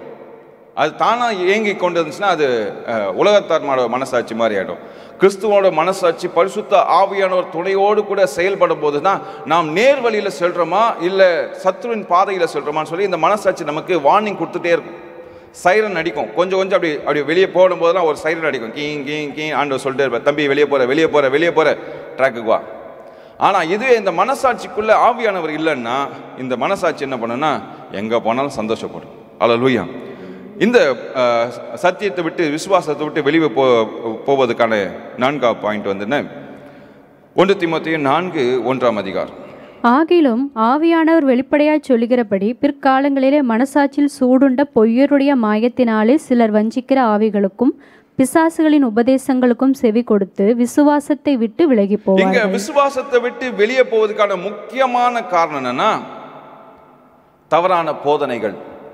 இன்னைக்கு பலரோட இன்ட்ரெஸ்ட் எல்லாம் எப்படி தம்மா இருக்கும், நீ ஆசீர்வாதமாக இருப்பா, இன்றைக்கே உன் பேங்க்ல இன்னைக்கு பணம் வந்துடும், இன்னைக்கே நீ பணக்காரனம் ஆயிடுவ, இன்னைக்கே பில்டிங் கட்டிடுவேன், இன்னைக்கே மொட்டை மாடியில் பல விதமான கோடிகள் உன் மேலே வந்து விழும் அப்படின்னு நான் சொன்னாலும் அது கேட்கறதுக்கு ஆள் இருக்கு. ஆண்டவர் எப்பவுமே ஒரு நாளும் இப்படி செய்கிற தேவன் இல்லை. உன்னோட விசுவாசத்துக்கு தக்கதாய் அவர் ஆசீர்வதிப்பார். உன்னோட திராணிக்கு மேலாக சோதிக்க மாட்டார். அதே போல உன்னோட விசுவாசத்துக்கு மேலாக ஒருபோது அவர் ஆசீர்வதிப்பார். எந்த அளவுக்கு விசுவாசிக்கிறோ அந்த அளவுக்கு உனக்கு கொடுத்துட்டே இருப்பார். ஆனால் விசுவாசம் குறைஞ்சிருச்சுன்னு வச்சுங்களேன், எல்லாமே குறைய ஆரம்பிச்சு. ஆனால் இன்னைக்கு பல சபைகளுக்குள்ளாக இந்த ப்ராஸ்பரிட்டி காஸ்பல் என்ன சொல்லுவாங்க, நீ பைபிள் வாசிக்கிறாலும் பரவாயில்ல, ஜெபம் பண்ணாலும் பரவாயில்ல, ஆண்டு உன்னை ஆசீர்வதிச்சிட்டே இருப்பார். என்னைக்கு நீ இயேசுவை விசுவாசிச்சு அன்னையிலேருந்தே உன்னோட பிளெஸ்ஸிங் டே ஸ்டார்ட் ஆயிடுச்சு அப்படி சொல்லி பல சபைக்குள்ளாய் நடக்கிற ஒரு பெரிய கள்ள உபதேசம். இந்த கள்ள உபதேசம் இது மாத்திரமல்ல, இன்னும் இயேசுவே தேவனே கிடையாதுன்னு சொல்ற ஒரு உபதேசம். பிதா மாத்திரம்தான், இயேசு கிறிஸ்து மாத்திரம்தான், பரிசுத்த ஆவியானவர் மாத்திரம்தான், இல்லை இந்த ட்ரினிட்டியே கிடையாதுன்னு சொல்லி பேசுகிற சபைகளும் உண்டு. ஆமென். இந்த இந்த இந்த ஒரு இது இந்த ஒரு பாயிண்ட், ஒரு முக்கியமான காரியத்தை ஆவியான என்னோட கூட என்னோட நோட்ஸில் இல்லவே இல்லை. இந்த நேரத்தில் ஆண்டவர் சொல்கிறதுனால சொல்கிறேன். நல்லா கவனிங்க. இந்த திருத்துவத்தை குறித்து பல இடங்களில் நமக்கு பெரிய டவுட் இருக்கும். தண்ணி, இந்த தண்ணி சாலிடாகவும் இருக்கும், லிக்விடாகவும் இருக்கும், ஸ்டீமாகவும் மாறும். தண்ணி 3 தன்மையாய் மாறக்கூடிய ஒரு பொருள். ஆனால் அது தண்ணி தான். தண்ணி ஐஸ் கட்டியாகவும் சாலிடாக மாறும், தண்ணி லிக்விடாக குடிக்கிற ஸ்டேஜில் இருக்கும். அதை ஹீட் பண்ணும்போது பார்த்தீங்கன்னா ஸ்டீமாக ஆவியாய் மாறும். ஆனால் அது தண்ணி தான். இதே தான் தேவனுடைய கிரியைகள். அவர் பரிசுத்த தேவன், ஆனால் அவர் பிதாவாக இருப்பார், இயேசு கிறிஸ்துவாக இருப்பார், பரிசுத்த ஆவியானவரும் இருப்பார். But one God in 3 attributes, 3 விதமாக செயல்பாடுகள். இதை தான் நம்ம விசுவாசிக்கிறோம். இதுதான் ட்ரினிட்டி நம்ம சொல்கிறோம். அல்லேலூயா. இந்த இதில் ஏதாவது ஒரு குறை வந்துடுச்சுனாலே அப்போது கள்ள உபதேசம் நமக்குள்ளாக வர ஆரம்பிச்சிடும். சிலர் சொல்லுவாங்க, சில மனுஷன் இவர் தான் கிறிஸ்துன்னு சொல்கிற காலங்களும் இருக்குது. அப்படி சொன்னவங்க எத்தனையோ பேர் மரித்து போயிட்டாங்க. கிறிஸ்துன்னு சொன்னவங்களாம் மரித்து போயிட்டாங்க. தயவு செய்து அப்படிப்பட்ட மனிதர்கள் பின்பாக செல்லாதீங்க. நான் தான் கிறிஸ்துன்னு சொல்லி பல எழும்பினார்கள், பலர் மடிந்து போனார்கள், இன்னும் எழும்புவார்கள்.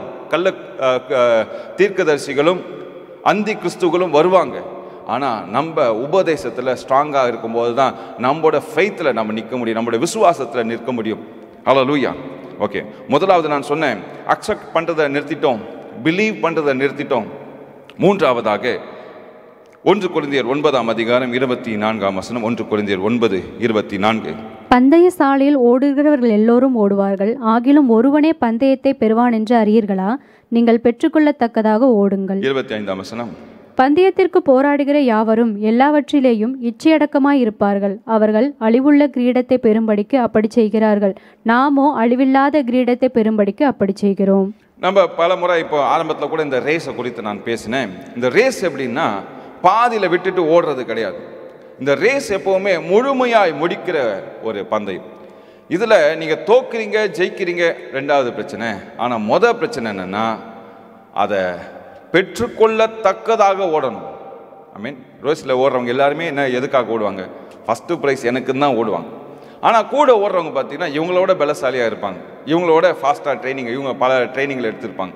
அப்போது அந்த 10 பேர் ஓடுறாங்கன்னா அந்த 10 பேர் என்ன முயற்சி செய்யணும்னா, என்னோட ஓடுறவங்க பலசாலிகள், அவர்களை விட நான் பெற்றுக்கொள்ளத்தக்கதாக ஓடணும். என்னோட வாழ்க்கையில் ஆண்டவர் கொடுத்த அந்த தரிசனத்தை நிறைவேற்றத்தக்கதாக ஓடணும். என்னோட வாழ்க்கை முழுவதும் ஆண்டவர் கொடுத்த தரிசனங்கள் என்னோடு கூட புதைந்து போகக்கூடாது. என்னோடு கூட நித்திய ஜீவன நித்திய வாழ்வில் இந்த ஆசீர்வாதமான இந்த பந்தயத்தில் நான் முழுமையாய் வெற்றி பெற்று நித்திய ஜீவனை பெற்றுக்கொண்டு ஆண்டோட சமூகத்தில் உண்மையும் உத்தமமான ஊழியக்காரனேன்னு சொல்லத்தக்கதான ஓட்டத்தை ஓடணும். அல்லேலூயா. நல்லா கவனிங்க. கிறிஸ்துவ வாழ்க்கை என்பது ஒரு ஈஸி சேர் கிடையாது. ஈஸி சேர்னா என்ன தெரியுமா? அந்த அப்படியே ராக் ஆகிட்டே இருக்கும் தெரியுமா, அப்படியே ஆடிக்கிட்டே இருக்கும், உட்காந்தனா மேலே பின்னாக முன்பாக அப்படியே ஆடிட்டே இருக்கும். அந்த வாழ்க்கை கிடையாது. கிறிஸ்துவ வாழ்க்கை பம்பி ரோட்டில் ஓடுற மாதிரி ஒரு வாழ்க்கை. கஷ்டமாக தான் இருக்கும், ஆனால் அதுக்கு தேவையான பலனை ஆண்டவர் தருவார்.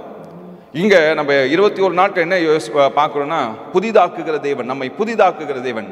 பழையவைகள் எல்லாம் ஒளிந்து போகட்டும், புதிதான வாழ்க்கையை நாம் துவங்குவோம்னு சொல்லி இந்த ஓட்டத்தில் ஓடிக்கொண்டு இருக்கிறோம். கர்த்தர் அந்த ஓட்டத்தில் ஓடுவதற்கான தகுதியை இந்த 21 நாட்களும் ஆண்டவர் கொடுத்து வருகிறார். அதை தான் நம்ம கேட்டுட்டு இருக்கோம். இந்த வேளையில் நீங்கள் இப்படியே நீங்கள் 21 நாட்களும் 20 நாட்களும் நீங்கள் கேட்டுக்கொண்டு இருப்பீங்கன்னா, இந்த நாளில் நீங்கள் உணரணும், எனக்குள்ளாக சில மாற்றங்கள் ஏற்பட்டு கொண்டு இருக்கிறது சொல்லி நீங்கள் விசுவாசிக்கணும்.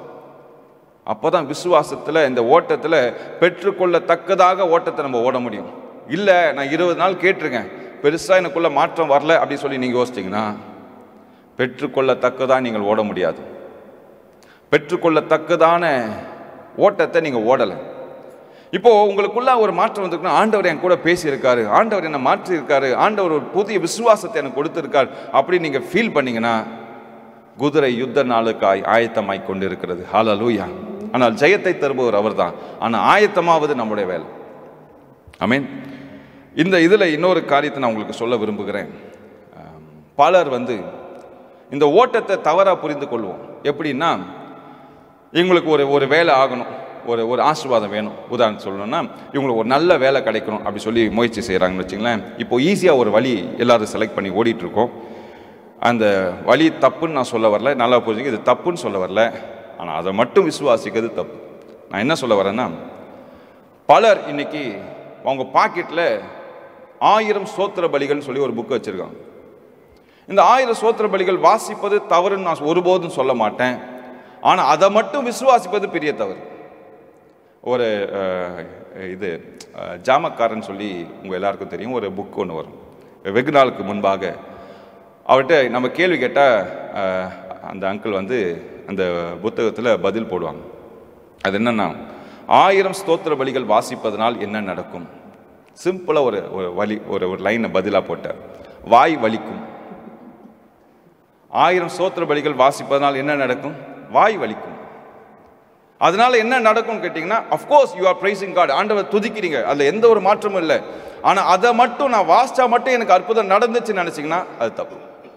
1000 ஸ்தோத்திர பலிகள் மாத்திரம் நான் சொல்லிட்டேன்னா எனக்கு அற்புதம் நடந்துடும் சொல்லி நீங்கள் நினச்சிங்கன்னா, somewhere you are missing the race. ஏதோ ஒரு இடத்துல நீங்கள் வேற இடத்துல போயிட்டு இருக்கீங்க.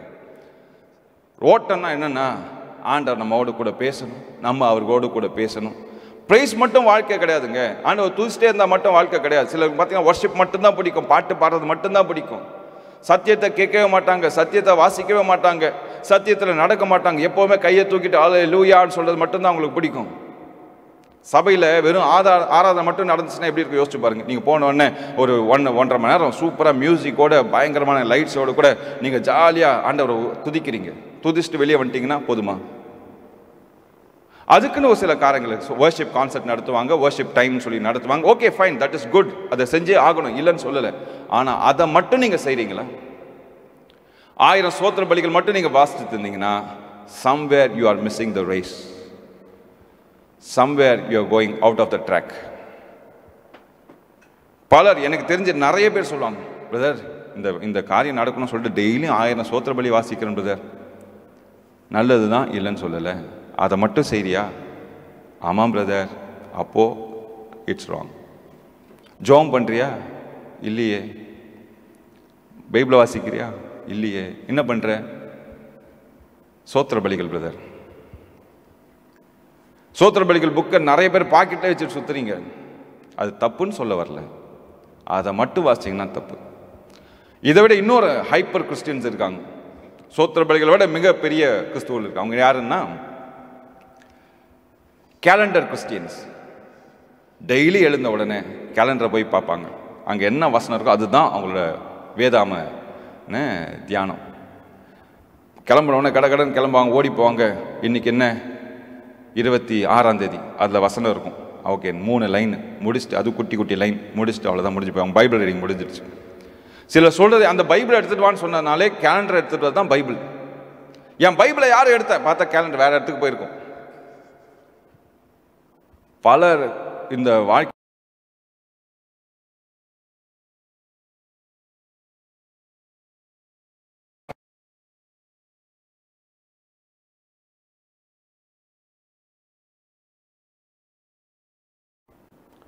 somewhere you are missing the race. ஏதோ ஒரு இடத்துல நீங்க தவறு செய்து கொண்டிருக்கிறீங்க. ஆண்டவர் இன்னைக்கு தெளிவாக நம்மோடு கூட பேச. எத்தனை பேர் இதை அக்செப்ட் பண்றீங்க? சொல்லுங்க பார்க்கலாம். ஆமேன் சொல்லுங்களேன். ஆமேன். I believe it. நான் ஒத்துக்கிறேன். இந்த தவறை நம்ம எல்லோரும் செய்திருக்கிறோம். தவறு செய்தோம், நம்ம உள்ள ஒத்துக்காது. ஆனால் ஒரு இடத்துல நம்ம என்ன பண்ணிட்டோம்னா, இதை மட்டும் வாசிச்சா போதும், ஆண்டவர் மனம் இறங்குவார். நீங்கள் ஒரு புக் எடுத்து இயேசுவின் ரத்தம் செய்ய மாட்டோம் ஒரு 1000 பக்கம் எழுதினா என்ன ஆகும்? கைதான் வலிக்கும். ஸ்தோத்திரம் ஸ்தோத்திரம் ஸ்தோத்திரம் ஸ்தோத்திரம் சொல்லிட்டு டெய்லி ஒரு 10 பேஜ் எழுதுனீங்க, என்ன ஆகும்? No use. எழுதுனால என்ன நடக்கும்? மேபி உங்கள் கையெழுத்து அழகாக மாறும்.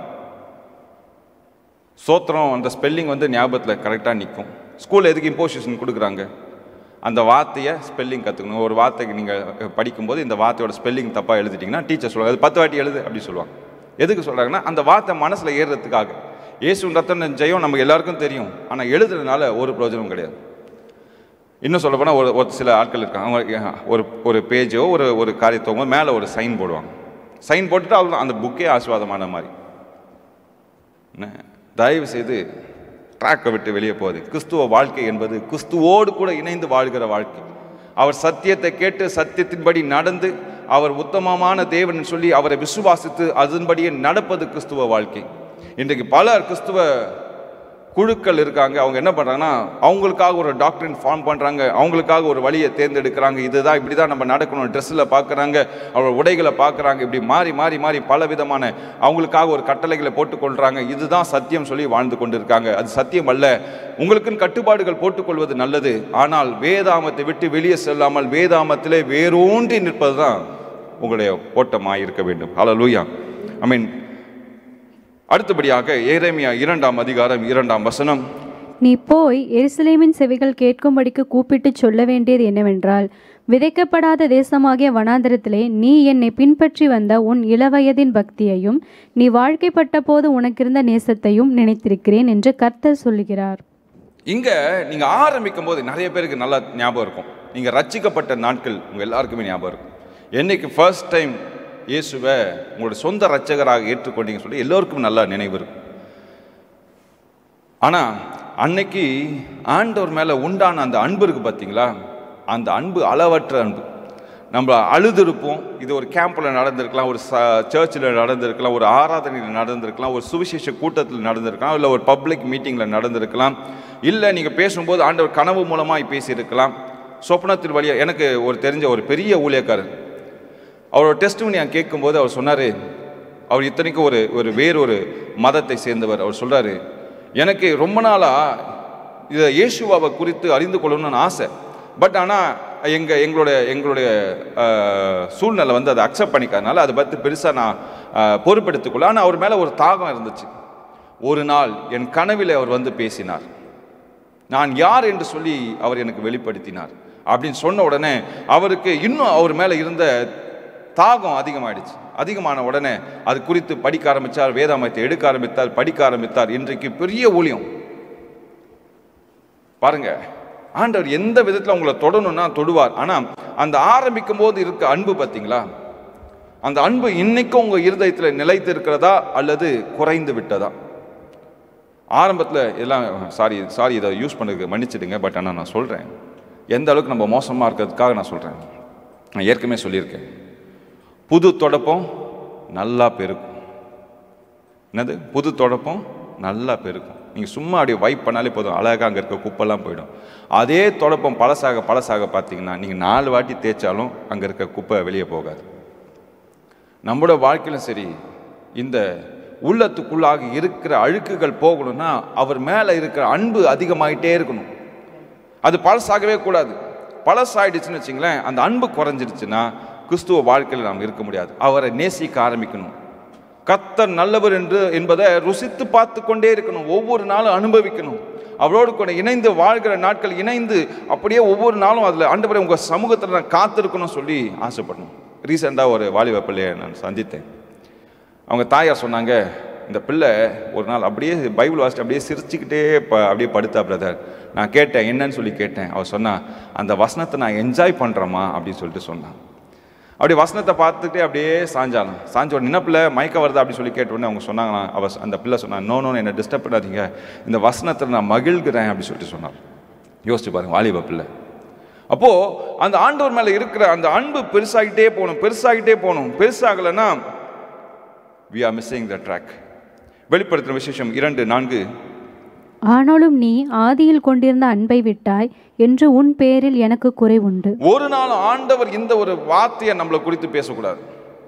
ஆதியில கொண்ட அன்பை விட்டுட்டே தம்பி தங்கச்சி, ஆதியில எவ்வளோ அன்பு வச்சிருந்தேன் என் மேலே. டெய்லி என்ன என் கூட பேசுவேன், டெய்லி என்னோட வார்த்தையை படிப்பேன், முழங்காலில் ஜெபிப்பேன், கண்ணீரோடு கூட ஜெபிப்பேன், அழிந்து போகிற ஆத்துமாக்களுக்காக ஜெபிப்பேன்,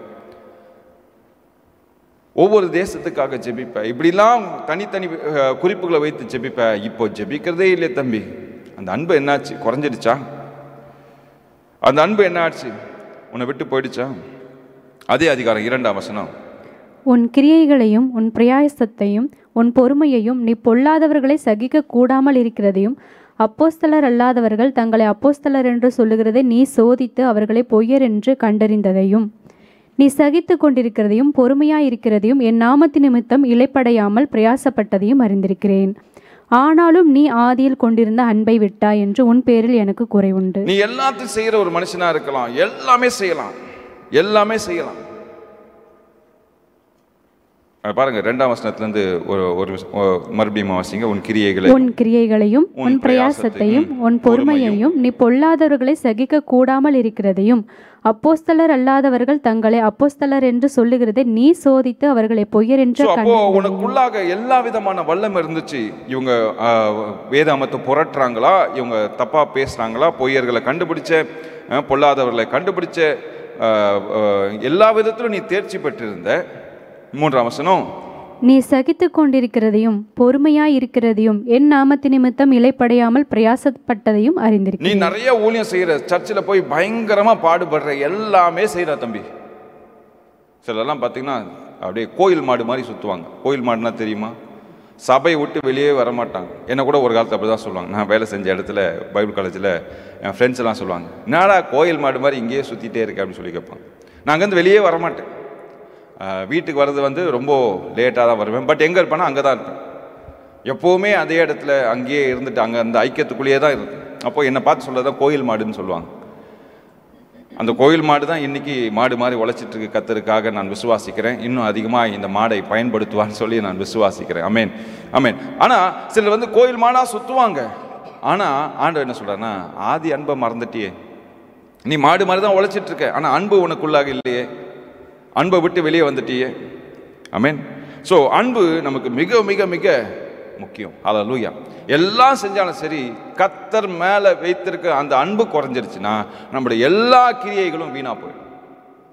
நீங்கள் ஓடலாம், பிரயாசப்படலாம், மீட்டிங் நடத்தலாம், காஸ்பல் மீட்டிங் நடத்தலாம், மியூசிக் வாசிக்கலாம், பாடலாம், வர்ஷிப் பண்ணலாம், சபையில் நின்று பேசலாம், எல்லா விதமான அங்கே பிஎஸ் சிஸ்டம் ஆப்ரேட் பண்ணலாம், பாய் போடலாம், பெருக்கலாம், ஒட்டை அடிக்கலாம், சர்ச்சை டெக்கரேட் பண்ணலாம், எல்லாமே பண்ணலாம். ஆனால் கர்த்தர் மேலே அன்பு இல்லாமல் நீங்கள் செய்த எல்லா காரியங்களும் விருதா போயிடும்.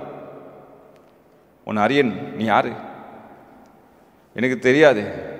ஆண்டவரே, உங்களுக்காக பலர் ரட்சிப்புகளை கொண்டு வந்து இப்படி பண்ண ஊழியம் செஞ்சேன். I don't know you. 5ஆவதாக எபிரேயர் 5ஆம் அதிகாரம் 12ஆம் வசனம். காலத்தை பார்த்தால் போதகராய் இருக்க வேண்டிய உங்களுக்கு தேவனுடைய வாக்கியங்களின் மூல உபதேசங்களை மறுபடியும் உபதேசிக்க வேண்டியதாய் இருக்கிறது.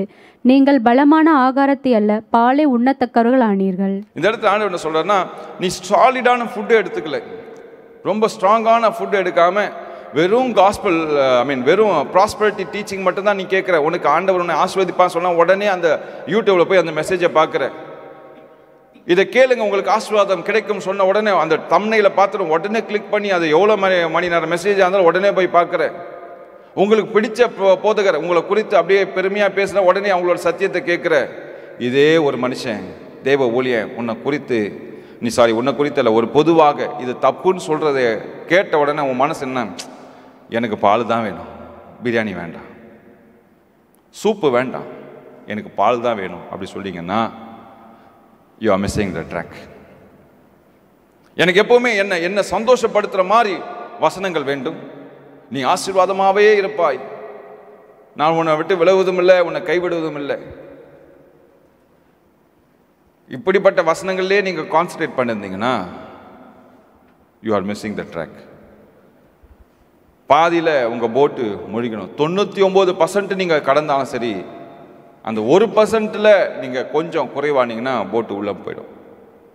போட்டு முழுமையாக அக்கறைக்கு போகணுன்னா எல்லா விதத்திலும் தேர்ச்சியாக உங்களோட துடுப்பை போட்டுக்கிட்டே இருக்கணும். தொடர்ந்து போடணும், கை வலிச்சாலும் பரவாயில்ல போடணும், துடுப்பு போடணும் போடணும் போடணும் போடணும் போடணும், விடக்கூடாது. எதிர்காற்று வீசினாலும் விட மாட்டேன், பாய்ச்சல் நீரோட்டம் எனக்கு விரோதமாக இருந்தாலும் சரி விட மாட்டேன், முயற்சி செய்து கொண்டே இருப்பேன், ஃபாஸ்ட்டாக போடுவேன், எந்த ஸ்பீடில் ஆரம்பிச்சனோ அதே ஸ்பீடில் ஓடிட்டே இருப்பேன், சோர்ந்து போக மாட்டேன். இப்படி முயற்சி செய்த போது தான் 100% நீங்கள் கடக்க முடியும். ஹல்லேலூயா. ஸோ நிறைய பேர் இந்த காரியத்தில் நம்ம வீக்காக இருக்கோம். என்ன வீக்காக இருக்குன்னா, எனக்கு பால் போதும். பால் யார் குடிப்பா? குழந்தை தான் குடிக்கும். பால் குடிக்கிறது தப்பு இல்லை, பெரியவங்களும் குடிப்பாங்க. ஆனால் பாலை மட்டும் குடிச்சிட்டே இருந்தோன்னா வசனம் அதை தான் சொல்லுது. நீ பாலை மட்டும்தான் விரும்புகிற, நல்ல ஆகாரத்தை விரும்ப மாட்டேன்ற. உடனே நீங்கள் போய் பால் போட்டியை வேண்டாம் சொல்லி தூக்கி போட்டுறாதீங்க. நான் அதை சொல்லலை. காஃபி வேண்டாம் தூக்கி போட, அதை சொல்லலை. நான் என்ன சொல்ல வரேன்னா, வேதாகமத்தில் நிறைய சாலிட் ஃபுட்டு இருக்குது. ஆசீர்வாதமான பலன் கொடுக்கிற ஆகாரங்கள் உண்டு. அந்த பலன் கொடுக்கிற ஆகாரங்களில் நம்ம வாஞ்சிப்போம். ஐயோ அதை சாப்பிடணும், அதை சாப்பிடணும், அதை சாப்பிடணும். ஐயோ இது சாப்பிட்டா எனக்கு டைஜஷன் ஆக மாட்டேங்குதுப்பா அப்படி சொல்லி தயவுசெய்து ஓடாதீங்க. ஆமென். அடுத்தபடியாக 2 தீமோத்தேயு 4ஆம் அதிகாரம் 10ஆம் வசனம். ஏனென்றால் தேமா இப்பிரபஞ்சத்தின் மேல் ஆசை வைத்து என்னை விட்டு பிரிந்து தெசலோனிக்கே பட்டணத்துக்கு போய்விட்டான். கிறிஸ்கே கலாத்தியா நாட்டிற்கும் தீத்து தல்மாத்தியா நாட்டிற்கும் போய்விட்டார்கள். இங்க பார்த்தீங்கன்னா, பவுலோடு கூட இருந்த தேமா என்ற ஒரு மனுஷன் எதனால போயிட்டானா, தேமா இப்பிரபஞ்சத்தின் மேல் ஆசை வைத்து என்னை விட்டு பிரிந்து போனான். இங்க பல இடங்களில் உலக ஆசை நமக்குள்ளாக வந்துடுது. உலக இச்சை. இது எப்படி எந்த ஃபார்ம்ல வேணா உலக வரலாம். நம்ம உள்ளத்துக்குள்ளாக பணத்து மேல ஆசை வரலாம், பொருட்கள் மேல ஆசை வரலாம், பதவிகள் மேல ஆசை வரலாம், ஆப்போசிட் செக்ஸ் மேல ஆசைகள் வரலாம், படிப்பு மேல ஆசை வரலாம், உத்தியோகத்து மேல ஆசை வரலாம். இப்படி உலக ஆசைகள் சில இடத்துல நம்மளை இழுக்கும். நான் இதை என்ன சொல்றது, பணத்து மேலே ஆசை வைப்பது, பணத்தை வேண்டும் என்று சொல்லி சொல்வது தவறு கிடையாது. ஆனால் அதிலே மயங்கி போயிருப்பது தான். அதுக்காக ஓடணும், பணம் சம்பாதிக்கணும்னு நினைச்சிங்கன்னா முடிஞ்சு போகும். ஒரு பழமொழி ஒன்று இருக்கு, செவுரு இருந்தால் தான் சித்திரம் வரைய முடியும். செவுரே இல்லைன்னா சித்திரம் எங்கே போய் வரைவீங்க? செவுரு இருந்தால் தான் சித்திரம் வரைய முடியும். அப்போது பணத்தை மட்டும் வச்சுக்கிட்டு ஒன்றும் செய்ய முடியாது. சிலர் சொல்லுவாங்க, பிரதர் நான் பணம் சம்பாதிச்சு என்ன பண்ணுவேன்னா அப்படியே ஊழியத்துக்கு கொடுப்பேன் பிரதர். சொல்கிறதுக்கு நல்லா இருக்கும். ஆனால் பணம் வந்த பிறகு இவ்வளோ கொடுக்கணுமா காணிக்க? No no no no. நல்லா கவனிங்க. ஆண்டவரை உலக ஆசபாசங்கள் நம்மை அவரை பின்பற்றுவதை தடுக்கக்கூடாது. நான் இதை தான் செய்வேன், இப்படி தான் ஓடுவேன், அவர் பின்னாக தான் ஓடுவேன். எத்தனை குறுக்கு வழிகள் எனக்கு வந்தாலும் சரி, ஐ வில் கோ ஸ்ட்ரைட்.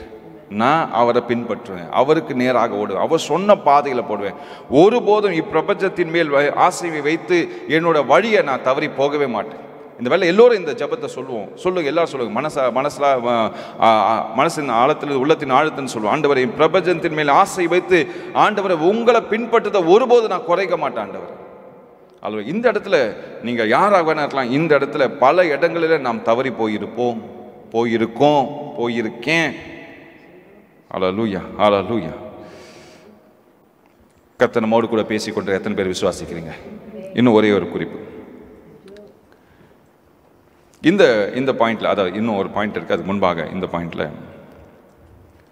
பல சூழ்நிலையில நம்ம ஆண்டவரோடு கூட தான் இருக்கும். ஆனால் மனசு மட்டும் வேறு இடத்துல இருக்கு. உதாரணத்துக்கு சொல்லணும்னா, லாஸ்ட் சப்பர் இயேசுசாமி பந்தியை ஆயத்தப்படுத்தி சிலுவைக்கு போவதற்கு முன்பாக இருக்கிறார். அங்கே 12 சீஷர்களும் இருக்காங்க. இந்த 12 சீஷர்களுக்குள்ள யூதாஸ் ஒரு வேலையை மறைமுகமாக செஞ்சுட்டே இருக்கார். இவர் செய்து கொண்டே இருக்கும்போது பார்த்தீங்கன்னா கம்யூனில் தான் இருக்கார், அந்த பந்தியில் தான் இருக்கார். இருந்தாலும் இவர் மனசு எங்கே இருக்குன்னா, ஆசார் இடத்துல எப்போ காசு வாங்கலாம், எப்போ பேசலாம், அடுத்து என்ன பண்ணலாம், அதையே யோசிச்சுட்டு இருக்காரு. ஆனால் இங்கே தான் உட்காந்துட்டு இருக்காரு. இன்னைக்கு பலர் இதை தான் நம்ம செய்கிறோம். சபைக்குள்ளாக இருக்கிறோம், ஊழியத்தை செய்கிறோம், கிறிஸ்துவுக்குள்ளாக இருக்கிறோம். ஆனால் நம்ம மனசு என்ன பண்ணுதுன்னா, எப்படி சம்பாதிக்கலாம், எப்படி இதை பண்ணலாம், அதை பண்ணலாம், எப்படி இந்த இடத்துல போகலாம், இந்த உயரத்துக்கு போகலாம். வசனம் எப்பொழுதுமே நமக்கு தெளிவாக உணர்த்தி கொண்டு இருக்கும். முதலாவது தேவனுடைய ராஜ்யத்தையும் அதன் நீதியையும் தேடுங்கள், அப்பொழுது இவைகள் எல்லாம் உங்களுக்கு கூட கொடுக்கப்படும். உங்களுக்கு தேவையான ஆசீர்வாதத்தை நிச்சயமாய் கொடுப்பார். ஒருபோதும் அதை குறைக்கவே மாட்டார். திராணிக்கு மேலாக சோதிக்கிறவர் ஒருபோதும் உங்களுக்கு தானிக்கு குறைவாக ஆசீர்வாதத்தையும் கம்மி பண்ண மாட்டார். உங்களுக்கு எது தேவையோ அதை நிச்சயமாய் கொடுப்பார். நீங்கள் இப்படி தான் வாழணும்னு சொல்லி ஆண்டவர் வைத்திருந்தாங்கன்னா அந்த லெவலில் நீங்கள் கண்டிப்பாக வாழ்வீங்க. பணக்காரன் ஆயிடுவீங்கன்னு நினச்சா வாங்க மாட்டீங்க. ஆனால் உங்களுக்கு உங்கள் திராணிக்கு இதுதான், இந்த பணம் தான் உங்களுக்கு போதும். ஒரு பிச்சைக்காரர்கிட்ட போய் நீங்கள் கோடி கோடியாக பணத்தை கொடுத்தா என்ன பண்ணுவான்? அதை சுற்றி தலையில் வச்சுட்டே தான் இருப்பான். அப்போது ஆண்டவருக்கு தெரியும், உனக்கு இது இந்த லெவல், இதை தாண்டி நீ போக முடியாது, நான் உனக்கு தான் இவ்வளோ தான் கொடுப்பேன். அதான் ஒரு பழமொழி சொல்ல, ஆட்டுக்கு வாள். அதுதான். அப்போது இச்சையினால, ஆசையினால ஆண்டவரை நான் இப்படி போகிறேன்னு சொல்லி போனீங்கன்னா, no waits, you are track, missing the track. கடைசி குறிப்பு கலாத்தியர் 4ஆம் அதிகாரம் 15ஆம் வசனம்.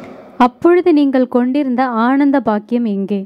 உங்கள் கண்களை பிடுங்கி எனக்கு கொடுக்க கூடுமானால் அப்படியும் செய்திருப்பீர்கள் என்று உங்களுக்கு சாட்சியாயிருக்கிறேன். ஹல்லேலூயா. இங்க முக்கியமான பங்கு என்னன்னா, கொடுக்கணும், கர்த்தருக்காக கொடுக்கணும். எனக்கிட்ட ஒரு டெமான்ஸ்ட்ரேஷன் தான் ஈஸியாக காமிச்சிடும், இப்போ என்கிட்ட இல்லை. கர்த்தருக்கு கொடுக்கணும்னா எப்படி தெரியுமா கொடுக்கணும்? உங்ககிட்ட 10 ஒரு 500 ரூபா நோட்டு இருக்குன்னு வச்சுங்களேன். 10 500 ரூபா நோட்டு இருக்கு. நோட்டு இருந்தால் எதாவது கொடுங்களேன் ப்ளீஸ். எதாவது இருக்கா? ஓகே இருங்க. ஓகே ஓகே ஏதோ ஓகே. இப்போ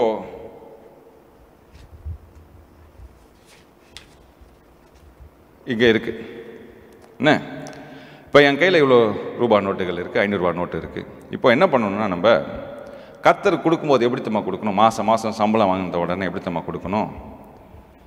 இந்த ஃபஸ்ட்டு நோட் மேலே இருக்குது பார்த்தீங்களா, இந்த ஃபஸ்ட்டு நோட்டை எடுத்து கர்த்தருக்கு கொடுக்கணும். இப்போது இதில் வந்து ஒரு 5000 ரூபாய் இருக்குன்னா, தைத்து கொடுக்கலாமா கொடுக்கக்கூடாது அந்த பிரச்சனைக்குள்ளே நான் போகல. தயவுசெய்து இந்த பிரச்சனை இழுத்து விடாது. ஓகே. ஆனால் நான் ஒன்று உங்களுக்கு தெளிவாக சொல்கிறேன். நம்மளுடைய காணிக்கை ஆண்டவருக்கு எப்படி கொடுக்குன்னா, இந்த முதல் நோட்டு கர்த்தருக்கு கையில் வந்துச்சா, முதல் நோட்டு அவருக்கு. ஆனால் பல நேரத்தில் நம்ம எப்படி யூஸ் பண்ணுறோன்னா, இந்த கடைசி நோட்டு ஆண்டவரே உமக்கு.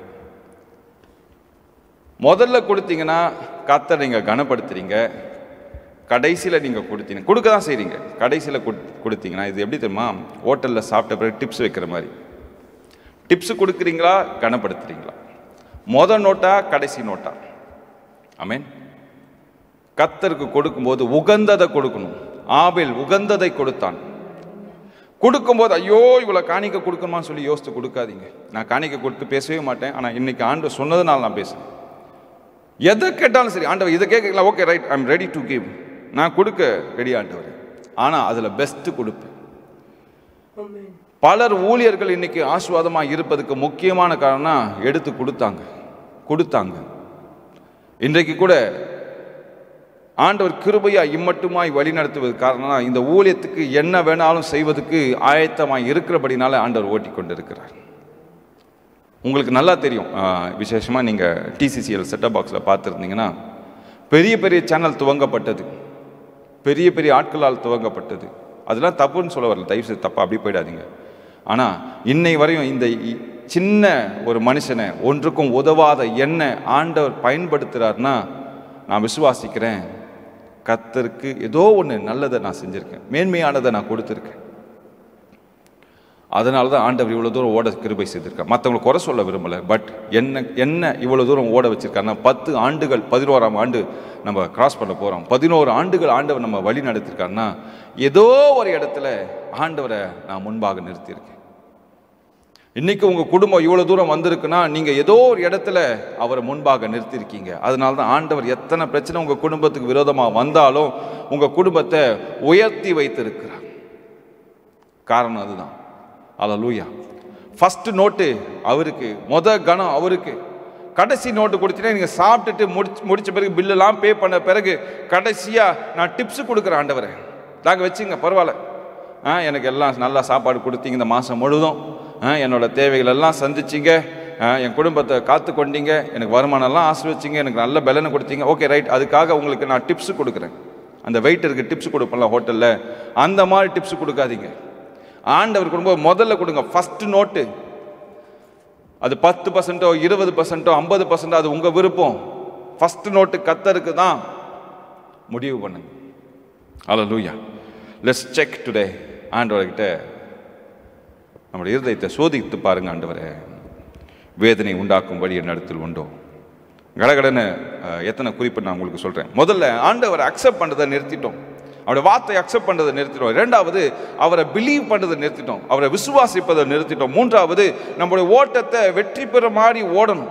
அது என்ன பண்ணிட்டோம்? ஓட்டத்தில் கால் வலிக்குது, கை வலிக்குது, இடுப்பு வலிக்குது, என்னால் ஓட முடியல, முந்திலாம் அப்படிலாம் ஊழியர் செஞ்சேன், இப்போலாம் என்னால் செய்ய முடியல அப்படி சொல்லி அப்படியே ஸ்டாப் பண்ணிட்டோம். அது பின்பாக ஆண்டவரை நேசிப்பது, அந்த ஆதி அன்பை விட்டுட்டோம். பால் தான் வேணும், பிரியாணி வேணாம், சூப்பு வேண்டாம் சொல்லி பால் மேலேயே ஆசையா இருக்கிறோம்.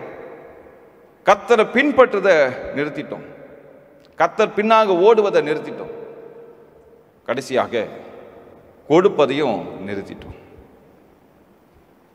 சிலர்லாம் சொல்லுவாங்க, தசமபாகம் கொடுக்கலாமா வேணாம். ஆண்டவர் கொடுக்கல் எப்பவுமே சந்தேகப்படாதீங்க, கொடுங்க. உங்களுக்கு தசமபாகம் கொடுக்கலையா, உங்களுக்காக ஒரு சேர் போட்டு வைக்கிறாங்க, உங்களுக்காக ஃபேன் ஓடுது, உங்களுக்காக லைட் ஓடுது, உங்களுக்காக உங்கள் பாஸ்டர் ஜெபிக்கிறார், உங்களுக்காக உங்கள் வீட்டில் ஏதாவது பிரச்சனைனா வந்து நிற்கிறார், உங்கள் குடும்பத்தில் ஒரு போராட்டம்னா உங்களுக்காக பாரப்பட்டு அந்த மனுஷன் ராவும் பகலமாக ஜெபிக்கிறார். அப்போது அந்த மனுஷனுக்கு ஏதோ கைமாறு செய்ய மாட்டீங்களா? சபைக்கு, அந்த ஊழியனுக்காக இல்லை, இந்த சபையை நடத்துவதற்காக ஒரு காணிக்கை கொடுக்க மாட்டீங்களா? சேனல் கொடுங்க நான் சொல்லலைங்க, உங்கள் சபைக்கு கொடுங்க, நீங்கள் போகிற சபைக்கு கொடுங்க. இந்த இதோடு கூட இன்னொரு பாயிண்ட்டை நான் ஆட் பண்ண விரும்புகிறேன். எப்போவுமே இந்த பிராண்டு பார்த்து தயவு செய்து கொடுக்காதீங்க. சிலர் வந்து இவர்கிட்ட கொடுத்தா நம்ம அவங்க அங்கேருந்தே ஜெபிச்சாலும் டமால் வந்து வீட்டில் ஆசீர்வாதம். Don't believe that. பிராண்டு பார்த்து தயவு செய்து காணிக்கை கொடுக்காதீங்க. நீங்கள் எப்படி தம்மா கொடுக்கணும்? நல்ல விதத்தில் விதைக்கணும். உங்கள் கண்ணால் சோதித்து பாருங்கள், நீங்கள் போய் கேட்டு பாருங்கள், அவங்க என்ன பண்ணுறாங்க, என்ன ஊழியம் பண்ணுறாங்க, எப்படி பண்ணுறாங்க விசாரித்து. நான் சபை கொடுக்கறதை தவிர்த்து நான் சொல்கிறேன், மற்ற ஊழியங்களுக்கு நீங்கள் சப்போர்ட் பண்ணுறீங்க பார்த்தீங்கன்னா, don't ever support with the brand, looking at the brand.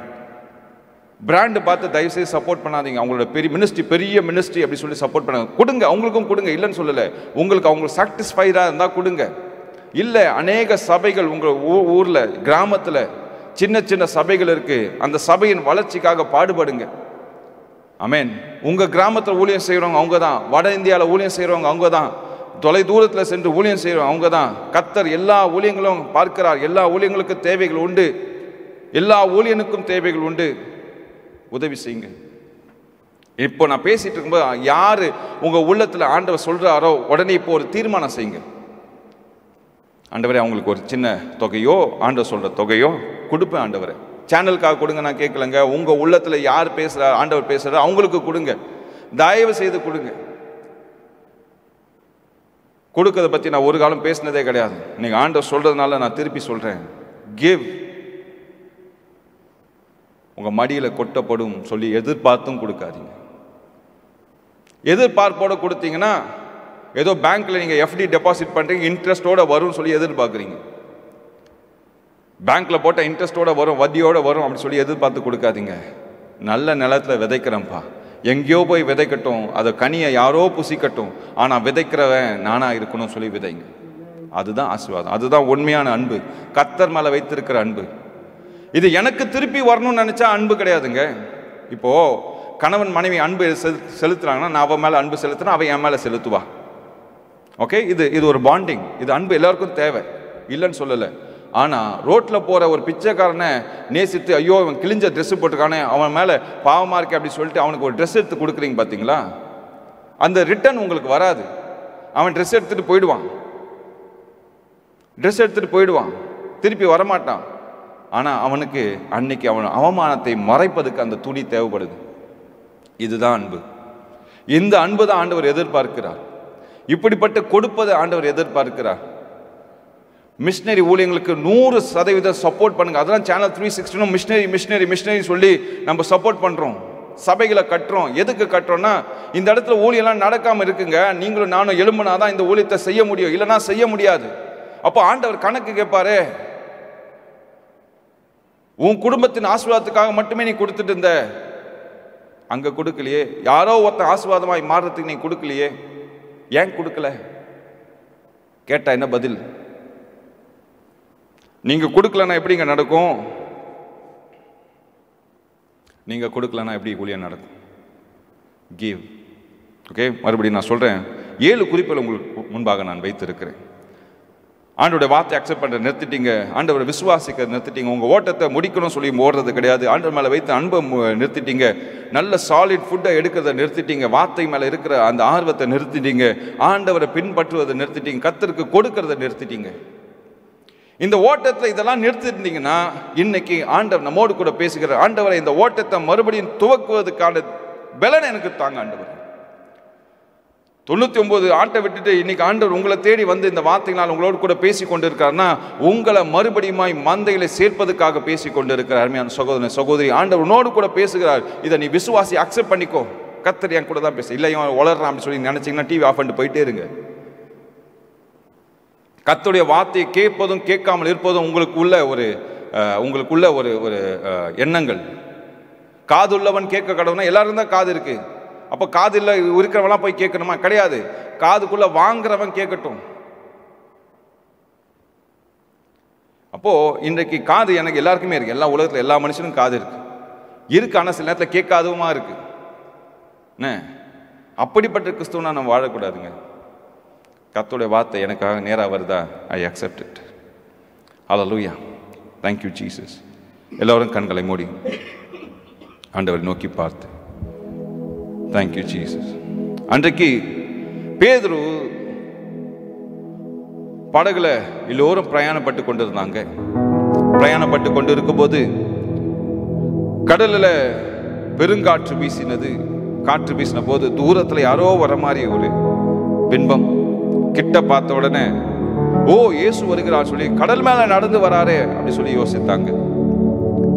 அப்போ பேதுரு கேட்கிறாரு, ஆண்டவரே நானும் இந்த கடல் மேல நடக்கட்டுமா? ஆண்டவர் சொல்றாரு, இயேசுசாமி சொல்றாரு, வா. பாதி தூரம் வந்தாச்சு. இயேசுவை பார்த்து கொண்டிருந்த பேதுரு பாதி தூரம் கடந்து வந்தாச்சு. நல்லா கவனிங்க, இயேசுக்கும் போட்டுக்கும் ஒரு 200 மீட்டர் இருக்குன்னா பேதுரு என்ன பண்றாரு, போட்டை விட்டு இறங்கி 100 மீட்டர் நடந்து வந்துட்டார். 100 மீட்டர் நடந்து வந்த உடனே இந்த 100 மீட்டர் நடக்கும்போது பாருங்க, பேதுரோட கண்கள் இயேசுவையே பார்த்து கொண்டு இருந்தது. பாதி தூரம் வந்தாச்சு. இப்போ பேதுரோட கண்கள் பக்கத்துல திரும்பி பார்க்க ஆரம்பிக்குது. ஐயோ, இவ்வளோ காத்து இருக்கு, இவ்வளவு புயல் அடிக்குது. கடலின் மேல அலைகள் மேல பார்த்த உடனே என்னாச்சுன்னா பேதுரு நீரில கடலுக்குள்ளாய் முழுக ஆரம்பிக்கிறார். இன்னைக்கு நம்முடைய வாழ்க்கை இப்படிதான் மாறிட்டு இருக்கு. கடல்ல மூழ்கிட்டு இருக்கோம். ஸ்டாப் பண்ணிட்டோம். இயேசுவை பார்ப்பதை நிறுத்திட்டோம். இயேசு மேல இருக்கிற கண்களை எடுத்துட்டு நம்ம என்ன பண்ணிட்டோம்னா உலக இச்சையின் மேல, உலக ஆசையின் மேல, உலகத்தின் வசதிகள் மேல நம்முடைய கண்களை மாத்திட்டு என்ன பண்றோம், இப்போ இயேசுவை பார்க்கல, பிரச்சனைகளை பார்த்த உடனே நம்ம போட்டு மூழ்க ஆரம்பிக்குது. பேதுரு மூழ்க ஆரம்பித்தார். அப்போ பேதுரு செய்த ஒரு உத்தமமான காரியம் என்னன்னா, இயேசு ஐயரே, இயேசுவே என்னை காப்பாத்துங்கன்னு சொன்ன உடனே இயேசு தம் கரத்தை நீட்டி பேதுருவை தூக்கினார். இன்றைக்கும் இந்த வார்த்தை கேட்டு, இயேசுவே என்னை காப்பாத்துங்க ஆண்டவரே, நான் மூழ்கி கொண்டு இருக்கிறேன், நான் நிறுத்திட்டேன், உங்களை நேசிப்பதை நிறுத்திட்டேன், உம்மை பிலீவ் பண்ணுவதை நிறுத்திட்டேன், என் ஓட்டத்தை நிறுத்திட்டேன், உமக்கு கொடுப்பதை நிறுத்திட்டேன், உம்மை ஆராதிப்பதை நிறுத்திட்டேன், உம்மை பின்தொடர்வதை நிறுத்திட்டேன் அப்படி சொல்லி நிறுத்திருந்தீங்கன்னா கர்த்தர் இன்றைக்கு உங்களை கை கொடுத்து தூக்க வல்லமை உள்ள தேவனாய் இருக்கிறார். அப்படி தூக்கும் போது நீங்க என்ன சொல்லணும்னா, ஆண்டவரே என்னை மன்னிச்சிடுங்க ஆண்டவரே, என்னை தூக்குங்கன்னு சொல்லி கேட்டீங்கன்னா அவர் தூக்க ஆயத்தமா இருக்கிறார். இதுக்கு பின்பாக ஒரு சம்பவம் நடந்தது, அதை நான் உங்களுக்கு காண்பிக்க விரும்புகிறேன். நீங்க அந்த பகுதி வேதாமத்தில் வாசித்து பார்த்தீங்கன்னா,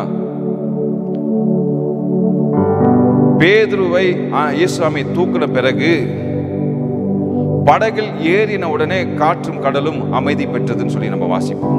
அப்போ இந்த 200 மீட்டர் டிஸ்டன்ஸ் இயேசுக்கும் படகுக்கும், பேதுரு 100 மீட்டர் வந்துட்டாரு.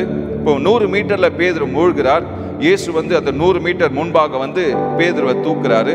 தூக்குன உடனே இயேசுசாமி என்ன பண்றாருன்னா பேதுருவை கட்டி அணைத்து கொள்ளுகிறார். அணைத்து கொண்டு 2 பேரும் அந்த போட்டுக்கு போறாங்க. 2 பேரும் கடல் மேல நடந்து போட்டுக்கு போறாங்க. இந்த இடத்துல முக்கியமா நம்ம கவனிக்க வேண்டியது என்னன்னா, படகுல ஏறினோட தான் காற்றும் கடலும் அமிழ்ந்தது.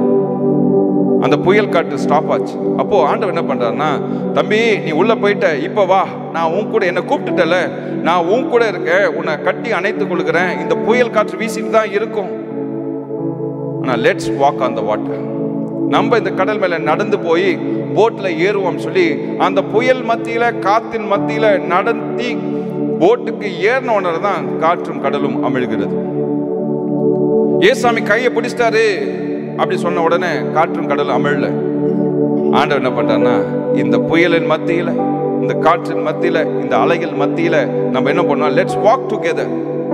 நம்ம 2 பேரும் நடந்து போய் இந்த போட்ல ஏறுவோம். வா, நான் எப்படி இந்த புயலின் மத்தியில காற்றின் மத்தியில நடக்கணும்னு சொல்லி நான் சொல்லித்தரேன் அப்படின்னு சொல்லி இயேசு பேதுருவை அணைத்து கொண்டு அந்த புயலின் மத்தியில காற்றின் மத்தியில இருவரும் நடந்து போய் அந்த போட்ல ஏறுறாங்க. நீங்க வாசித்து வேணா பாருங்க, இந்த சத்தியம் உங்களுக்கு விளங்கும். இன்றைக்கு நீங்கள் சொல்லலாம், பிரச்சனையா இருக்கு பிரதர், எப்படி கடப்பன்னு தெரியல. I tell you my brother and sister, today is the day God is making to walk on waters. ஆண்டவர் உங்கள் தண்ணீர் மேலே நடப்பதற்கு கற்றுத்தர வல்லமை உள்ளவராய் இருக்கிறார். சோதனைகள் மத்தியிலே நடப்பதற்கு ஆண்டவர் உதவி செய்கிறார். பலவீனத்தின் மத்தியிலே நடப்பதற்கு ஆண்டவர் உதவி செய்கிறார். உங்க ஓட்டத்தை ஓடுவதற்கான பலனை தேவன் தர வல்லமை உள்ளவராய் இருக்கிறார். ஹல்லேலூயா, ஹல்லேலூயா, ஹல்லேலூயா. முடிவு பரியந்தம் நிலைத்திருப்பவனே ரட்சிக்கப்படுவான். The man who crossed the water, அந்த பக்கம் அக்கறைக்கு போறவனே ரட்சிக்கப்பட முடியும். பாதியில 99% போய் கூட மூழ்கிட்டீங்கன்னா அக்கறைக்கு போக முடியாது, ஜீவன் போய்விடும். எல்லோரும் இணைந்து சொல்லுமா, தேவனே என்னை ஆராய்ந்து என் இருதயத்தை அறிந்து கொள்ளும், என்னை சோதித்து என் சிந்தனைகளை அறிந்து கொள்ளும். வேதனை உண்டாக்கும் வழி என்னிடத்தில் உண்டோ என்று பார்த்து நித்திய வழியிலே என்னை நடத்தும். நித்திய வழியிலே என்னை துன்ப நேரத்திலும் ஆறுதல் உனக்களிப்பா. துன்ப நேரத்திலும் ஆறுதல் உனக்களிப்பா என்று உணர்ந்து நீயும் இயேசுவை நோக்கினான் எல்லையில்லா இன்பம் பெற்றிடுவாய். என்று உணர்ந்து நீயும் இயேசுவை நோக்கினான் எல்லையில்லா இன்பம் பெற்றிடுவாய். இயேசு அழைக்கிறார், இயேசு அழைக்கிறார். ஆவலாய் உன்னை தம் கரங்கள் நீட்டியே, ஆவலாய் உன்னை தம் கரங்கள் நீட்டியே இயேசு அழைக்கிறார். கண்ணீரெல்லாம் துடைப்பார், கண்மணி போல் காப்பார். கண்ணீரெல்லாம் துடைப்பார், கண்மணி போல் காப்பார். கார்மேகம் போன்ற கஷ்டங்கள் வந்தாலும் கருத்துடன் உன்னை காத்திடவே. கார்மேகம் போன்ற கஷ்டங்கள் வந்தாலும் கருத்துடன் உன்னை காத்திடவே. இயேசு அழைக்கிறார், இயேசு அழைக்கிறார். ஆவலாய் உன்னை தம் கரங்கள் நீட்டியே இயேசு அழைக்கிறார். ஆவலாய் உன்னை தம் கரங்கள் நீட்டியே இயேசு அழைக்கிறார். சோர்வடையும் நேரத்தில் வேலன் உனக்களிப்பார்.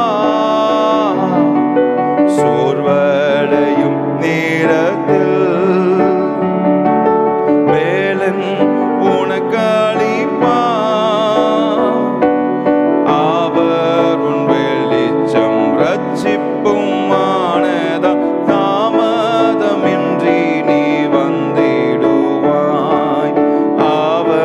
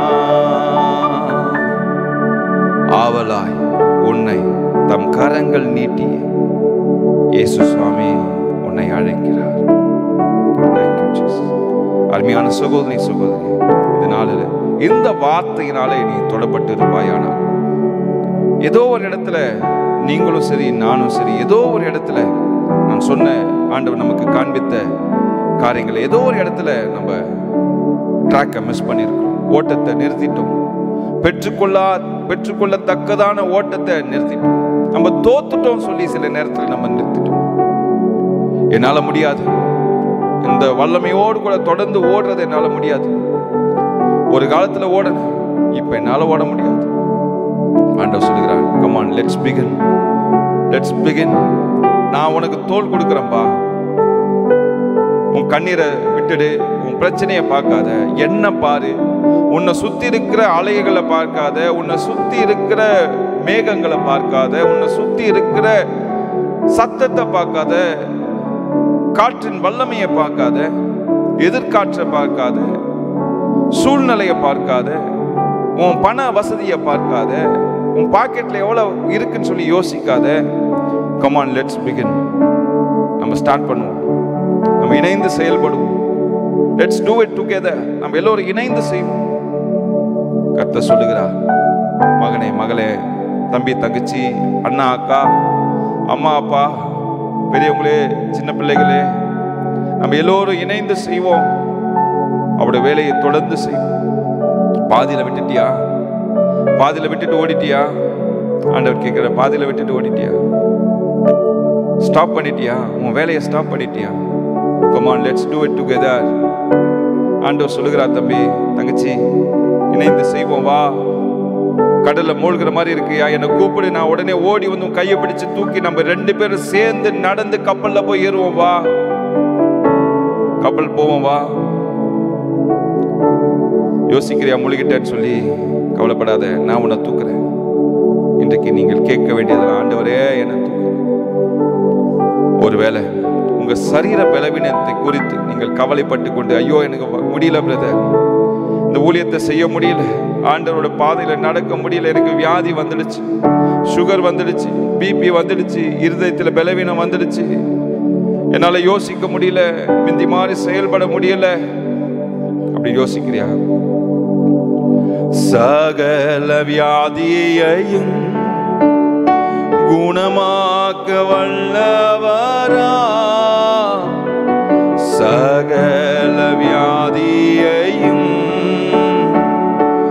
குணமாக்க வல்லவரா, யாராயிருந்தால் பேதங்கள் இன்றியே கிருபையாய் அன்பை அளித்திடவே, யாராயிருந்தால் பேதங்கள் இன்றியே கிருபையாய் அன்பை அளித்திடவே, இயேசு அழைக்கிறார், இயேசு அழைக்கிறார், இயேசு அழைக்கிறார், இயேசு அழைக்கிறார். அவளாய் உன்னை தம் கரங்கள் நீட்டியே இயேசு அழைக்கிறார், அவளாய் உன்னை தம் கரங்கள் நீட்டியே இயேசு அழைக்கிறார். அவளாய் உன்னை தம் கரங்கள் நீட்டியே இயேசு உன்னை கட்டி அணைக்க அழைக்கிறார். கட்டி அணைத்து இந்த போராட்டத்தில் முன் செல்வதற்காக அழைக்கிறார். பிரியமான சகோதரனே சகோதரி, இப்போவே இந்த வேளையில கண்களை மூடி இருதயத்தை திறந்து, ஆண்டவரே என் உள்ளத்துக்குள்ளாக வாங்க, ஆண்டவரே நீங்க வாங்க, ஆண்டவரே நம்ம 2 பேரும் சேர்ந்து நடப்போம். நீ கேளு, அவர் உன்னை வழி நடத்துகிற தேவன். நீ சொல்லு, ஆண்டவரே I want you to be with me Lord. என் கூட சேர்ந்து நடப்பதுக்கு நீங்க வேணும் ஆண்டவரே. என்னோட முயற்சியில நான் தோத்துட்டேன், என்னோட செயல்பாடுகள்ல தோத்துட்டேன், என்னோட எண்ணங்கள்ல தோத்துட்டேன், என்னோட சூழ்நிலையை பார்த்து நான் தோத்து போயிட்டேன், இதுக்கு மேல என்னால நடக்க முடியாது சொல்லி நான் விட்டுட்டேன் ஆண்டவரே. இந்த ஓட்டத்தை பாதியிலே நான் விட்டுட்டேன் ஆண்டவரே, எனக்குள்ளாக வாங்க, நான் சேர்ந்து நடக்கணும், சேர்ந்து ஓடணும் சொல்லி நான் பிரியப்படுகிறேன். ஆண்டவர் உதவி செய்வார். கடைசியாக ஒரு சம்பவத்தை, ஒரு காரியத்தை, ஒரு கதையை சொல்லி நான் முடிக்கிறேன். நம்ம எல்லாருக்கும் தெரியும், இந்த கதை நல்லா இருக்கு, மோஸ்ட்லி எல்லாருக்கும் தெரியும், ஏன்னா நிறைய செய்தியில குறிப்பிடப்பட்ட ஒரு சம்பவம். ஒரு மனுஷனும் இயேசுவும் ஒரு கடல் ஓரத்தில் நடந்து கொண்டு சென்றாங்க. செல்லும் போது இந்த மனுஷன் திடீர்னு தனிமையா நடக்கிற மாதிரி ஒரு சூழ்நிலை. அப்போ அந்த தனிமையா நடக்கும் போது சூழ்நிலையில அவன் யோசிக்கிறான், என்ன இவ்வளோ இருட்டா இருக்கு இந்த இடம், இவ்வளோ ஒரு மாதிரி பயமா இருக்கு, திகிலா இருக்கு, சூழ்நிலைகள் மோசமா இருக்கு, மழை வர மாதிரி இருக்கு, மேகெல்லாம் கருத்து போயிருக்கு அப்படி சொல்லி யோசித்து திரும்பி பார்க்கறான். அந்த சந்தோஷமாய் நடந்த இடத்துல 4 கால் தடங்களை பார்க்கிறான். இந்த மோசமான சூழ்நிலையில 2 கால் தடங்களை பார்க்கிறான். உடனே அவனுக்கு சொல்றான், ஆண்டவரே, இந்த கஷ்டத்தின் மத்தியில் என்னை விட்டுட்டு போயிட்டீங்களே ஆண்டவரே, இந்த போராட்டத்தின் மத்தியில் என்னை விட்டுட்டு போயிட்டீங்களே, பாருங்க அங்க என் கூட நல்லா இருக்க சூழ்நிலை என் கூட நடந்து வந்தீங்க, 4 கால் தடங்களை பார்க்கிறேன், இப்போ 2 கால் தடங்களை தானே பார்க்கிறேன், நான் மட்டும் தானே தனிமையா நடந்துட்டு இருக்கேன் அப்படி சொல்லி அவன் யோசித்து, இயேசுவே எங்க போயிட்டீங்க அப்படி சொல்லி கேட்ட உடனே ஏசாமி சொல்றாரு, தம்பி நீ எங்க இருக்கன்னு பாரு, நீ எங்க இருக்கன்னு கொஞ்சம் பாரு, யோசித்து பாரு அப்படின்னு சொல்ல நான் பார்க்கிறான். அவன் இருக்கிற இடம் தரையில் இல்ல, இயேசுவின் தோள் மேல. ஹல்லேலூயா. அப்போ நல்லா இருக்கிற இடங்கள்ல 4 கால் தடங்கள், அதாவது 2 பேர் நடந்து வந்தாங்க. இங்க மோசமான சூழ்நிலையில இங்க இயேசுசாமி என்ன பண்றாருன்னா, அவனை தோள் மேல வைத்து கொண்டு இயேசுவின் கால் தடங்களை பார்க்கிறான். ஹல்லேலூயா. அப்போ உங்களை தூக்கிட்டு வந்தவர் அவர், இந்த பாதையின் வழியாக கடந்து செல்வதற்கு உதவி செய்கிற தேவன் அவர். நீங்க யோசிச்சிட்டீங்க, நீங்க தனிமையா இருக்க நீங்க நினைச்சிட்டு இருக்கீங்க, நீங்க ஒருபோதும் தனியா இல்லை பிரதர், நீங்க தனியா இல்லை சிஸ்டர். ஆண்டவர் உங்களை தோளில் சுமந்து கொண்டு வருகிறார். தொலைந்து போன ஆட்டுக்குட்டியை தோல் மேல தூக்கிட்டு போகிற தேவன் அவருங்க. தொலைந்து போன ஆட்டுக்குட்டியை கழுத்துல கயிறு கட்டி தர தர இழுத்து போகிற தேவன் அல்ல, உங்களை தோல் மேல சுமந்து போகிற தேவன் அவர். நீங்க ஒருவேளை தொலைந்து போய் இருக்கலாம், கிறிஸ்துவின் வாழ்க்கையை விட்டு பின்னாக சென்று இருக்கலாம். சிலுவை என் முன்னே உலகம் என் பின்னேன்னு சொல்லி பாடி ஆரம்பிச்சவங்க தான். ஆனா இன்றைக்கு உலகம் என் முன்னே, சிலுவை எங்க இருக்குன்னே தெரியாத ஒரு சூழ்நிலை. ஆண்டவர் சொல்லுகிறார், come on let's begin together, இன்னையிலிருந்து நாம் துவங்குவோம் என்று சொல்லி கர்த்தர் சொல்லுகிறார். இதை கேட்டுக்கொண்டிருக்கிற அருமையான சகோதரனே, இன்றைக்கு உன் உள்ளத்துக்குள்ளாக ஏவப்பட்டு கர்த்தரின் வார்த்தையினால் ஏவப்பட்டு இன்றைய மனமாறி சொல்லி, ஆண்டவரே இன்னையிலிருந்து நான் உங்க கூட நடக்கணும் சொல்லி பிரியப்படுகிற ஆண்டவர், I want to start together, உங்களோடு கூட இணைந்து செயல்படணும்னு சொல்லி ஆசைப்படுற ஆண்டவர். அப்படி சொன்னா இந்த வேளையில இந்த நொடி பொழுது மூழ்கி கொண்டிருக்கிற உன்னோட வாழ்க்கையை ஆண்டவர் கரங்களை பிடித்து பேதுருவை தூக்கினது போல ஆவலாய் உன்னை தம்முடைய கரத்தை நீட்டி தூக்க வல்லமை உள்ள தேவனாய் இருக்கிறார். அந்த தேவனிடத்துல உன்னோட முழு இருதயத்தோடு, முழு ஆத்மாவோடு, முழு மனதோடு கூட இயேசுவே என்னை தூக்குன்னு சொல்லி நீ கேட்கும் போது தேவனாகிய கர்த்தர் தம்முடைய வல்லமையின் கரத்தை கொண்டு உன்னை தூக்கி உயரத்தில் நிறுத்த வல்லமை உள்ளவராய், உன் ஓட்டத்தை துவங்க வல்லமை உள்ளவராய் இருக்கிறார். ஆரம்பத்தில் சொன்னேன், அதே போலதான் அந்த ஒலிம்பிக்ல ஓடும் போது என்னால முடியல ஆனாலும் முயற்சி செய்யறேன்னு சொல்லி அந்த பிள்ளை ஓடினதுனால அப்பா வந்தாரு, தோளில் கையை போட்டு அப்பாவும் பிள்ளையும் சேர்ந்து அந்த ஓட்டத்தை ஓடுவதற்கு அந்த ஓட்டத்தை முடித்தார்கள். டுடே ஆண்டவர் மறுபடியும் அவங்களோடு கூட பேசி என்ன பேசுறாருன்னா, come on let's do it together, நம்ம இணைந்து செயல்படுவோம். வா தம்பி, வா தங்கச்சி, நம்ம எல்லாரும் இணைந்து செயல்படலாம். உன் வாழ்க்கையை பார்க்காத, உன் சூழ்நிலையை பார்க்காத, உன்னோட வாழ்க்கையில இழந்ததை பார்க்காத, எல்லாம் முடிந்தது, எல்லாம் புதிதாய் மாறட்டும். Thank you Jesus, thank you Jesus. நீங்க எல்லாம் முடிஞ்சிடுச்சு, என்னோட ஊழியம் முடிஞ்சிடுச்சு. அருமையான ஊழியர்கள் நீங்க பார்த்து கொண்டு இருக்கிறீங்க, ஆண்டவர் உங்களோடு கூட பேசுகிறார். ஆண்டவர் சொல்றதுனால நான் சொல்றேன், நீங்க யோசிக்கிறேன் என் ஊழியம் முடிஞ்சு போச்சு, இதுக்கப்புறம் என் ஊழியத்தை துவங்க முடியாது, என் பாவத்தின் நிமித்தம் நான் ஊழியத்தை இழந்து போயிட்டேன்னு சொல்லி நினைக்கிறீங்க. ஆண்டவர் சொல்லுகிறார், கமான் தம்பி, உன் பாவங்களை அழிக்க செய்ய ஆண்டவர் இன்றையிலிருந்து உனக்கு ஒரு புதிய துவக்கத்தை கொடுக்கிறார்.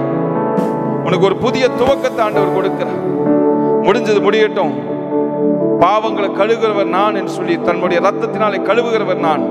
கர்த்தர் சொல்லுகிறார், let's do it together, let's start together. திருப்பி துவங்குவோம், வா. Thank you Jesus. அப்படி நீங்க இன்றைக்கு உணர்த்தப்பட்டு ஜெபிக்கணும், ஆண்டோடு கூட ஒப்புர ஆகணும்னு சொன்னீங்கன்னா என்னோடு கூட இணைந்து இந்த ஜெபத்தை சொல்லுங்க. கரங்களை உயர்த்தி சொல்லுங்க. ஒரு கரம் இருதயத்துல, ஒரு கரம் மேலே உயர்த்தி சொல்லுங்க. உணர்ந்து சொல்லுங்க, ஆண்டவரே என் பாவங்களை மன்னிங்க, என் மீறுதல்களை மன்னிங்க, என் தோல்விகளை மன்னிங்க, நான் விட்டு கொடுத்ததை மன்னிங்க. இன்றையிலிருந்து பேதுருவை போல இயேசுவே என்னை காப்பாத்துங்கன்னு சொல்லி நான் கேட்கிறேன். நான் மூழ்கி கொண்டிருக்கிறேன்னு சொல்லி கேட்கிறேன். பேதுருவை தூக்கிவிட்ட தேவன் என்னையும் தூக்கிவிட வல்லமை உள்ளவராக இருக்குன்னு சொல்லி நான் விசுவாசிக்கிறேன். என் கைகளை பிடிங்க, தூக்குங்க. நம்ம 2 பேரும் நடப்போம் சுவாமி. தனியா நடப்பதுக்கு எனக்கு பலன் இல்லை. உங்களோட வல்லமை தேவை, உங்களோட உதவி தேவை, உங்களோட பலன் தேவை. தனியா நடக்க சில நேரத்தில் பயமா இருக்கு. சுவாமி, இவ்வளவு நாள் தனியா நடந்து வந்துட்டேன், இப்போ எனக்கு பயமா இருக்கு, என்னோடு கூட நடங்கன்னு சொன்னீங்கன்னா, இந்த வேலைகளை இந்த ஜெபத்தை கேட்டு என் தேவனாகிய கர்த்தர் உங்க கரங்களை பிடிக்கிறார். இனிமேல் நீங்க பிடிக்க வேண்டாம், அவர் உங்க கரத்தை பிடிக்கிறார். அவர் உங்கள் கரங்களை பிடித்து வழி நடத்துகிற தேவனாய் இருக்கிறார். கமான் தம்பி, நீங்க சொல்லு, ஆண்டவரே என் கரத்தை பிடிங்க, ஆண்டவரே என் கரத்தை பிடிங்க, நான் நடக்கணும்னு ஆசைப்படுறேன், என் கரத்தை பிடிங்க. மகா இரக்கம் கிருபை நிறைந்த ஆண்டவரே, இந்த வேலையில என்னோடு கூட இணைந்து இந்த வார்த்தையை கேட்டுக்கொண்டு இருக்கிற அருமையான பிள்ளைகளை ஆண்டவரே உம்முடைய கரத்தில் ஒப்பு கொடுக்கிறேன். தேவனாகிய கர்த்தர் இந்த நேரத்தில் அப்பா உம்முடைய பிள்ளைகளோட இருதயத்தில் பேசினதுக்காக நன்றி செலுத்துகிறோம். இந்த நாளில் ஒரு பெரிய மனமாற்றம் ஏற்பட்டிருக்கும் சொல்லி நாங்கள் விசுவாசிக்கிறோம் ஆண்டவரே. ஒவ்வொரு இருதயத்துக்குள்ளாய் தேவன் பேசினேன் சொல்லி நான் விசுவாசிக்கிறேன் ஆண்டவரே. உம்முடைய வல்லமையின் வார்த்தையினாலே தேவன் ஆண்டவரே அந்த நிலத்தை ஆண்டவரை மறுபடியுமாய் உழந்து ஆண்டவரே அந்த இருதயத்துக்குள்ளாய் ஆண்டவரை ஒரு விதையை விதைத்ததுக்காக நன்றி செலுத்துகிறேன். கல்லான இருதயத்தை தசையும் ஆண்டவரே மாம்சமான இருதயத்தை மாற்றினதுக்காக நன்றி செலுத்துகிறேன். ஆவியான இந்த வேலையை செய்ததுக்காக தேவனுக்கு நன்றி செலுத்துகிறேன் ஆண்டவரே. இந்த வேலையில் ஆண்டவரே அப்பா தேவன் நாங்கள் விதைத்திருக்கிறோம், இதை வளர்க்க செய்கிறவர் நீர்தான் ஆண்டவரே. ஆண்டவரே இந்த விதைகள் வளர்ந்து 100 60 பலன் தர தேவன் உதவி செய்வீராக. உங்களுடைய கரத்தில் ஒப்புக் கொடுக்கிறோம். ஒவ்வொரு வாழ்க்கையிலும் புதிய துவக்கத்தை இன்று முதல் துவங்க தேவன் உதவி செய்தீரே, அதற்காக நன்றி செலுத்துகிறோம். நவம்பர் 26 ஆண்டவரே ஒரு புதிய துவக்கத்தை தேவன் கொடுத்தீர், அதுக்காக கோடான கோடி ஸ்தோத்திரங்கள் ஆண்டவரே. உமக்கு நன்றி செலுத்துகிறோம். ஆசீர்வதிங்க, தொடர்ந்து வழி நடத்துங்க. இன்று பிடித்த கரத்தை ஒருபோதும் தேவன் விடமாட்டீர். ஆனால் இவர்கள் ஆண்டவரை கரத்தை உதறி செல்லாதபடி அந்த கரத்தோடு இணைந்திருக்க தேவன் உதவி செய்வீராக, உதவி செய்வீராக. ஸ்டார்ட் பண்ணுங்க ஆண்டவரே, செய்யுங்க ஆண்டவரே. இந்த பிள்ளைகளை பலப்படுத்துங்க, என்னோடு இணைந்து ஆண்டவரே இந்த 20 நாட்களும் ஆண்டவரே காத்திருந்த தேவ சத்தியத்தை கேட்ட ஒவ்வொருவருடைய வாழ்க்கையும் துவங்குவதாக, புதிய துவக்கத்தை தேவன் தருவீராக, ஆசீர்வதிப்பீராக, பலப்படுத்துவீராக.